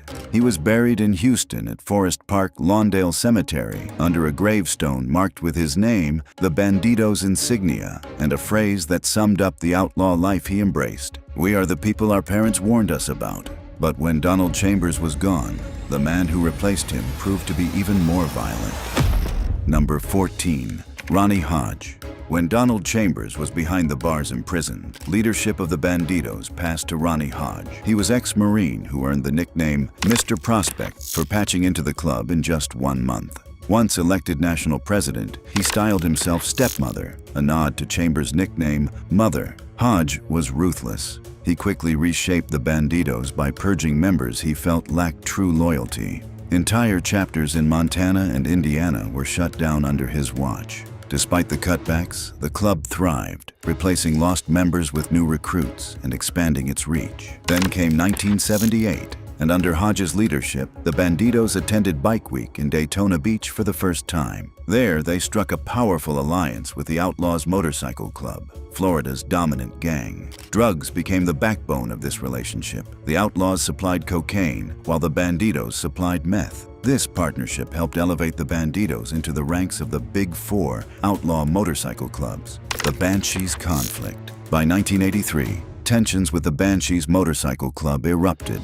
A violent clash in Texas left one Bandido and the Banshees president dead. The Bandidos were enraged that a much smaller club would dare to take them on, especially in Texas. Not only that, but several Banshees had once been Bandidos, defecting in what's called a patchover. At the funeral of fallen member John Batchelor, national leaders gathered. They couldn't allow the insult to go unanswered. Hodge ordered intelligence gathering on the Banshees chapters in Dallas and Texarkana and levied a $100 assessment from each Bandido to fund retaliation. Different avenues of revenge were explored. Possible attacks included drive-by shootings and bombings. Eventually, leaders approved a bombing operation against 2 Banshees residences in Dallas, the 1983 bombings. To provide cover for the bombers, the Bandidos staged 2 large parties, one in Rapid City, South Dakota, and another in Corpus Christi, Texas. On the 4th of July weekend in 1983, most members attended, creating perfect alibis for those who carried out the attacks. The party in Corpus Christi was well advertised and billed as a 4th of July poker run to raise money for the Cerebral Palsy Foundation with the goal of helping the crippled children of Nueces County. One of the national officers was sent to Houston to obtain the explosives for bombs. He stole what he needed from the back of a truck carrying demolition supplies. They planted 2 bombs, one under a van at a Banshee house, another against the foundation of a second home. The first device exploded, damaging property but injuring no one. Hours later, the second bomb detonated when a Banshee leader tried to drive his van with his infant daughter inside. Miraculously, neither was seriously hurt. The botched attacks drew federal attention. In 1985, the DIA, ATF, and FBI launched a major roundup of Bandidos nationwide. During this period, Randy Hansen, one of the bombers and a trusted enforcer for the Nomads, defected. Afraid for his life, he cooperated with the DEA. Hansen's information proved invaluable. While undercover agents had focused on the Northwest, Hansen provided an insider's view of the Bandidos' Texas heartland. He revealed details of the bombings, weapons stockpiles, and safe houses. In 1986, the ATF raided Little Joe Benavides' home, seizing machine guns, explosives, narcotics, and equipment linked to the bombing plot. By 1988, federal authorities indicted 23 members and associates. Most were arrested within months, while charges were dropped against 6 for lack of evidence. Others pled guilty. The remaining defendants stood trial that December. 7 were convicted, including Ronnie Hodge, who, along with several top officers, received 5-year sentences. Law enforcement declared the convictions a major victory, publicly claiming it marked the end of the Bandidos as a criminal organization. Number 13, Richard Marla. I've been in the inner circle. I've been in the circle, man. Among the most dangerous figures tied to the Bandidos Motorcycle Club is Richard Stephen Marla. a man whose violent legacy still echoes in Texas outlaw history. Merla joined the Bandidos in the early 2000s and quickly became known for his willingness to kill. In late 2001, Bandidos secretary Javier Negrete was gunned down outside Tiffany's Billiards in San Antonio. The club identified Robert Lara as the shooter, and retaliation followed. In 2002, Merla was awarded the notorious Expect No Mercy patch. It's only given to those who have committed violent acts for the club. Merla was unstoppable. In August 2004, during an argument, he fatally stabbed San Antonio boxing champion Robert Pekin Quiroga, the city's first world title holder. The killing shocked the community and drew national attention, forcing the Bandidos to publicly disown him, saying the killing was personal and not club business. Feeling abandoned and bitter, Merla later turned against the club while in prison. He testified in federal court about murders, drug trafficking, escort services, and other Bandidos operations. Testimony that prosecutors used to convict top leaders like John Xavier Portillo. Defense lawyers argued he was acting out of spite and revenge for being expelled, but his insider knowledge made him a powerful witness against the organization. Despite his testimony against his brothers, Merla was convicted of the killings and was sentenced to 40 years in prison. His testimony later became crucial in a federal racketeering case against the Bandidos' leadership, although defense attorneys claimed he was motivated by revenge after being expelled from the club. Richard Merla carried out his violence primarily on his own, but the men who came after him committed their crimes together, and what they did shocked an entire community. Number 12. Robert James Watson III. Robert Watson was the vice president of the Bandidos' Bellingham, Washington chapter. Inside the club, he carried real influence, but outside, his name would forever be linked to the Quiroga family murders. When fellow Bandidos asked if he was involved, his stories never matched. Even his own chapter president condemned the crime, insisting women and children were off limits. Yet suspicion pointed straight back to Bobby, remembered as the man who dragged the Bandidos' name into one of Washington's darkest massacres. Number 11. Johnny James Watson. Johnny Watson, Bobby's younger brother, was not a Bandido, but he was just as dangerous when it came to violence. The patch didn't bind him, yet he joined his brother in carrying out the killings, proof that outlaw business can pull in even family members who live outside the club's rules. Number 10. Danny J. Kelly Jr. Kelly was a hang-around prospect for the Bandidos, with Bobby Watson sponsoring his membership. Once, he had been close to Johnny Quiroga, so close that he stood as best man at his wedding. But when Johnny accused him of theft, the friendship ended bitterly. That betrayal became the seed of murder, with Kelly choosing loyalty to the outlaw world over his former friend. The Quiroga family murders. Kids have no order reporting. Oh, my whole family shot me too. We're shot right now, my family's dead. The 911 call came from a 16-year-old boy in the Quiroga family, bleeding from gunshot wounds. He somehow found the strength to dial for help, but soon, the killer realized the boy had called 911 and then did the unthinkable. When the killers heard him make that call, they put a pillow against his head. Then they set the Quiroga home on and disappeared into the night. 3 family members were shot dead, and their father, Johnny Quiroga, who owned a restaurant, was taken alive. Days later, his burned body was discovered in his truck, abandoned on a rural property. Investigators learned Johnny Quiroga wasn't just a restaurant owner. He was deeply tied to drug trafficking. He moved cocaine up from California, stashed tens of thousands in cash. He was taking supplies from Bandidos. But when his connections soured, the supplier turned against him. The motive was rooted in betrayal. The case stretched on for years, but in 2024, justice finally served. Bobby Watson, Johnny Watson, and Danny J. Kelly Jr. were sentenced to life in prison without the possibility of parole. The Quiroga murders showed how outlaw violence could wipe out a family, but in 1972, the Bandidos set their sights on a National Guard sergeant and marked him for death. Number 9. Jimmy R. Graves. Jimmy R. Graves, a member of the Bandidos Dallas chapter, became one of the earliest examples of just how far the club would go to protect its own. Jimmy's story is tied to the cold-blooded murder of a National Guard sergeant. It was a killing that shook Texas in the early 1970s. In March 1972, Charles Edwin Overfield, a 29-year-old father and National Guard sergeant, was preparing to testify against Robert Powell, a Bandidos associate. Powell had been charged with trying to burglarize a National Guard armory in Louisiana, hoping to steal weapons, and later attempting to bribe a witness. Overfield's testimony would have sealed Powell's fate and, in the process, exposed dangerous links between the Bandidos and organized crime. The club couldn't allow that. Overfield became a target. On March 9, 1972, as he traveled Interstate 20 near the Texas-Louisiana border, Overfield was ambushed. Gunfire tore through his vehicle, killing him instantly. It was a contract hit, carried out on orders meant to silence him forever.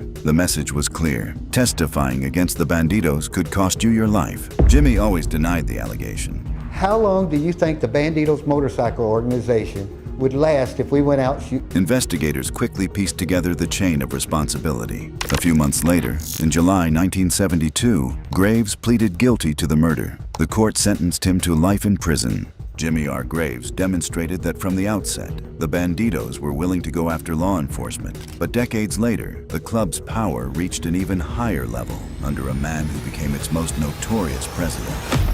Number 8. J. Jeffrey Fay Pike, better known as Jeff Pike, was born in Northern California in the late 1950s. He dropped out of high school and by the early 1970s had relocated to Texas. Pike worked ordinary jobs, dishwasher, cook, and home builder, but his life changed in 1979 when he joined the Bandidos Motorcycle Club. From the beginning, Pike stood out. He was ambitious and strategic, and he rose steadily through the ranks. By the mid-2000s, he reached the pinnacle of power, becoming national president of the Bandidos. Under his leadership, the club grew stronger, expanding its territory and deepening its involvement in criminal enterprises, while competing against rivals like the Cossacks. But on May 17, 2015, under Pike's presidency, the biggest arrest of a biker gang happened in Waco, Texas. What began as a biker gathering turned into chaos when the Bandidos and rival Cossacks clashed in a crowded restaurant parking lot.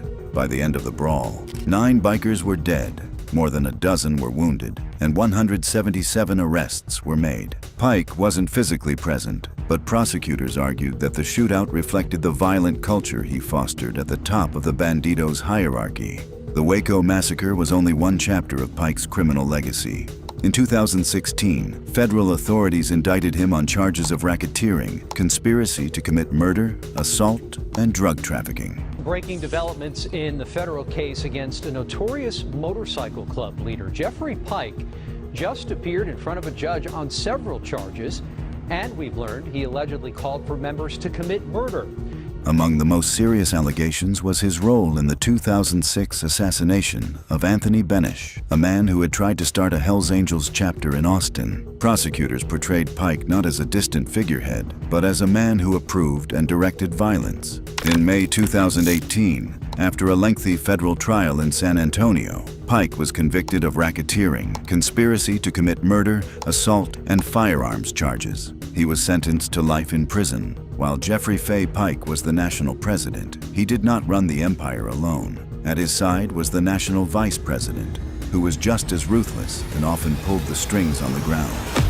Number 7. John Xavier Portillo. John Xavier Portillo rose through the Bandidos ranks to become national vice president, standing shoulder to shoulder with national president Jeffrey Fay Pike. Together, they ran the club at its most violent peak. He was the man who authorized violence, drug trafficking, and intimidation. One of the most infamous cases linked to him was the 2006 killing of Anthony Benish, who was shot outside a restaurant in Austin after attempting to start a Hells Angels chapter. Portillo's name also surfaced in connection with the 2002 death of Robert Lara, which came after Lara was accused of killing Bandidos secretary Javier Negrete. In May 2018, after a 3-month federal trial in San Antonio, Portillo was convicted alongside Pike on charges of racketeering, murder conspiracy, drug trafficking, assaults, and firearms violations.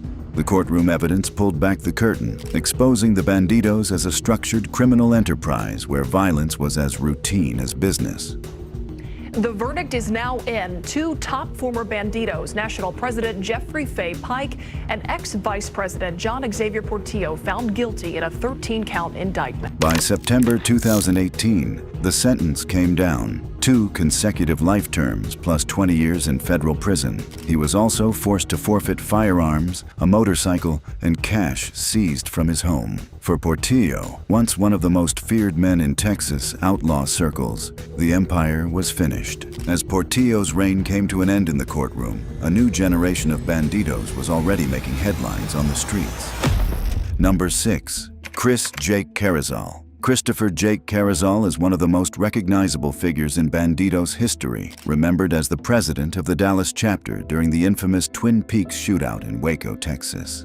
On May 17, 2015, tensions between the Bandidos and their rivals, the Cossacks, exploded outside a Twin Peaks restaurant. What began as a standoff escalated into an all-out gunfight in a crowded parking lot. By the time the smoke cleared, 9 bikers were dead, more than a dozen others were wounded, and 177 people were arrested. It remains the deadliest biker shootout in U.S. history. Carrizal quickly became the central figure of the case. As Dallas chapter president, he bore responsibility for leading his men into the bloodbath. On the trial, Carrizal admitted firing his gun but claimed it was in self-defense, testifying that a Cossack tried to attack him through his helmet. He also described watching his father, himself a Bandido, take a bullet to the shoulder during the melee. Despite the chaos and scale of the bloodshed, the trial against Carrizal ended in a mistrial, with jurors deadlocked. In the aftermath, all charges against the 177 bikers were dropped. The inability to secure convictions turned the Waco case into one of the most controversial failures in American criminal justice. For a while, Carrizal faded from headlines, but in May 2024, his name returned. Police say Carrizal and fellow Bandido Eric Grindstaff revved their motorcycles outside a Dallas man's home after midnight. When confronted, they allegedly kicked in the man's door, threatened to kill him, and Carrizal pointed a handgun through the glass. Both men, wearing Bandidos vests, were arrested and charged with aggravated assault and later released on bond. Carrizal's name will always be tied to the chaos of Waco, but not long before that, another Bandido president was making headlines of his own.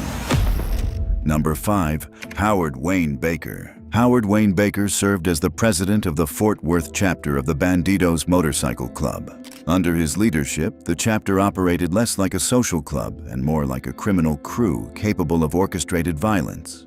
In December 2014, dozens of Bandidos stormed rivals the Ghost Riders, the Cossacks, and Wino's crew. Shockingly, Baker stood inside the lethal circle, directing the attack. Jeffrey Brady, a 41-year-old Ghost Rider, was dragged outside and executed in front of his wife and friends. 2 others were wounded before the Bandidos fled. At Baker's trial in 2017, prosecutors argued that he didn't need to pull the trigger himself. But under Texas's law of parties, evidence showed Baker stormed the bar, contained Brady, and orchestrated the chaos. The jury deliberated for less than a day before finding him guilty of murder, aggravated assault, engaging in organized crime, and directing a street gang. In June 2017, Baker was sentenced to 45 years in prison for murder, with other charges merged or running concurrently. The message was clear. In Texas, leading a chapter also meant carrying the weight of its crimes. While Howard Wayne Baker showed how a Bandido president could orchestrate violence on a large scale, the next member revealed how even rank-and-file members carried the same code of intimidation. His story unfolded not in a bar or on the streets, but in the aisles of a grocery store, where a simple encounter turned into a deadly threat.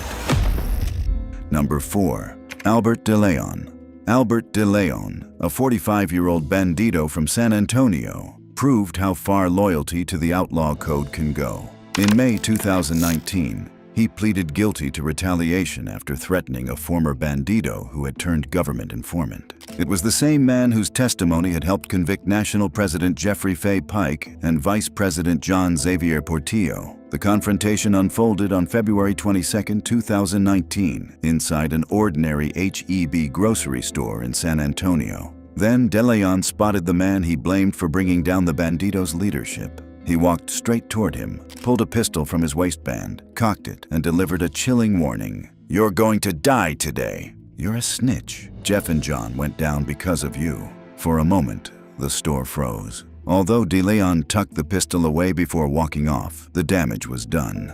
It wasn't just a threat, it was a message to every potential informant that betrayal of the Bandidos came with consequences. In September 2019, Judge Fred Beery sentenced DeLeon to 30 months in federal prison, followed by 3 years of supervision. Prosecutors were clear. His actions weren't just about personal anger. They were about enforcing the Bandidos' code of silence, ensuring loyalty through fear.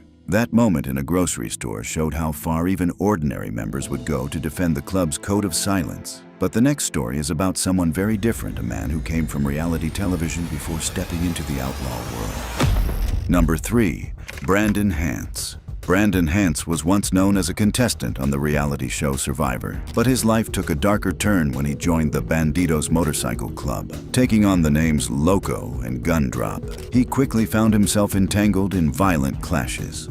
In February 2023, prosecutors say Hance took part in a brutal assault on members of the Graybeards Motorcycle Club. He allegedly stood guard at the entrance of Bimba's bar, trapping Graybeards inside while fellow Bandidos carried out the beating. Their jackets were stolen. It was a calculated act of humiliation in biker culture.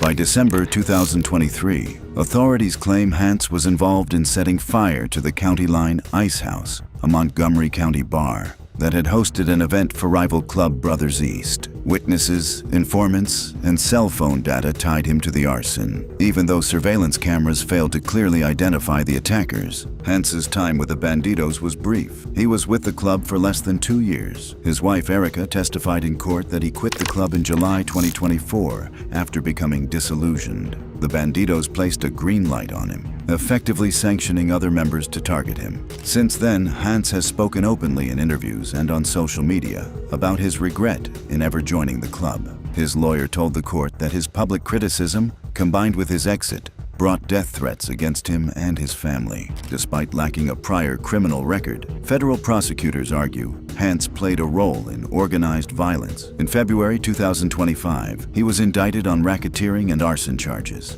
offenses carrying the possibility of decades behind bars. Brandon Hance showed how even brief members could cause chaos. But years earlier, the Bandidos' expansion overseas would ignite one of the bloodiest biker wars in history.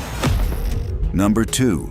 Anthony Spencer Snodgrass. Anthony Mark Spencer's life began in tragedy. Born into a broken home in Sydney, he never even knew if the name he carried was his actual birth name. His childhood was spent bouncing through various foster care placements. His father was absent, and his mother, who struggled with mental illness, ultimately took her own life. As a child in an Anglican boys' home, Spencer endured cruelty from other boys who once tried to drown him in a bathtub. Though he survived, the incident left him with a lifelong fear of water. Barely literate, Spencer poured his emotions into a diary filled with spelling mistakes.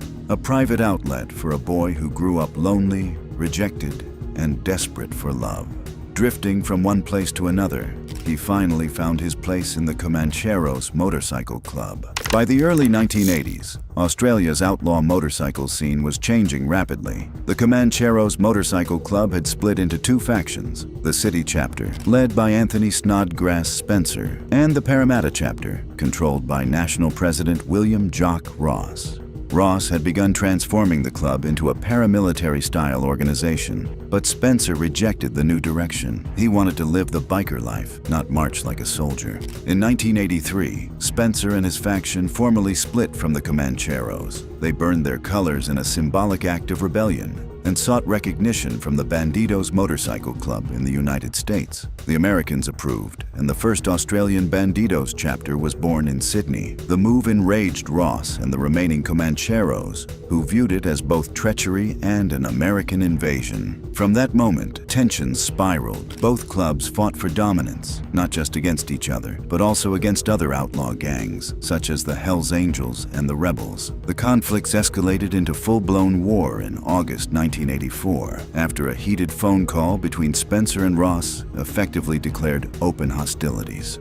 On September 2, 1984, Father's Day in Australia, the British Motorcycle Club hosted a family-friendly swap meet at the Viking Tavern in Milpera, a suburb of Sydney. It was meant to be a community event, complete with food, music, and families with children. But the simmering war between the Comancheros and the newly formed Bandidos was about to boil over. That morning, Bandidos confronted Comanchero member Glenn Eves, challenging him to a confrontation. The confrontation happened in a parking lot, and both parties arrived armed. Both sides lined up, staring each other down across the lot. At the height of the standoff, Comanchero leader Jock Ross waved a machete and gave the order, "Kill 'em all!" The parking lot erupted into chaos. In less than 10 minutes, the battle left 7 people dead, 4 Comancheros, 2 Bandidos, and a 14-year-old girl. Police were called. Over 200 officers reached the scene, but it was too late. 20 others were wounded. The brutal confrontation would forever be remembered as the Milpera Massacre.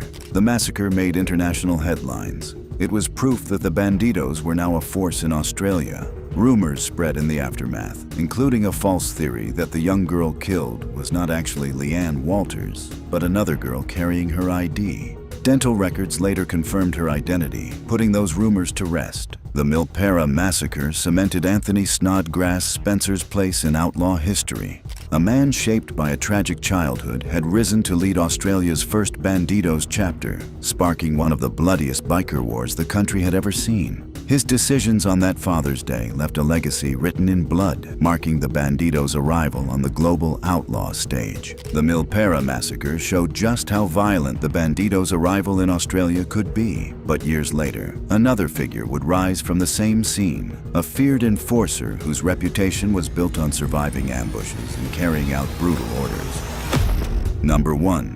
Toby Mitchell. Toby Mitchell's name became synonymous with outlaw violence in Australia. A former kickboxer and nightclub identity, he eventually rose to one of the most feared positions in the Bandidos Motorcycle Club, Sergeant-at-Arms of the Victorian chapter. His reputation was built on fear and violence. In 2011, Mitchell survived an ambush outside a gym near the Bandidos Brunswick clubhouse. Hit by 6 bullets, he lost a kidney, gallbladder, and much of his liver. But he lived, and his survival only added to his legend. Less than 2 years later, in 2013, he was shot again, this time in the arm as he entered the clubhouse of the Diablos, a Bandidos support club. The attack was never solved, but it cemented his image as a marked man in Australia's biker wars. By 2013, Mitchell stepped away from the Bandidos, citing health issues and growing disputes. He was arrested multiple times for assaults, public brawls, and affrays. Though no longer wearing the red and gold patch, his reputation as the Bandidos' former enforcer followed him everywhere.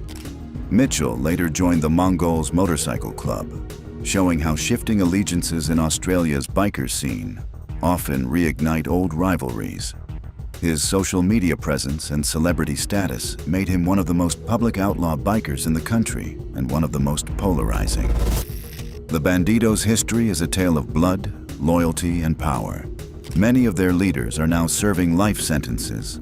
Others are buried, but the shadow of the red and gold patch still lingers on the outlaw road. But the Bandidos did not confine their empire to America. When they expanded into Europe, they brought that same capacity for violence into a continent that was not prepared for what arrived with them. From a single chapter on the Gulf Coast of Texas to 300 chapters in 22 countries, the Bandidos built one of the most powerful organizations in motorcycle club history, and the story is still being written. If you want to see what happens when that same world of outlaw motorcycle violence arrives on British soil, click the next video.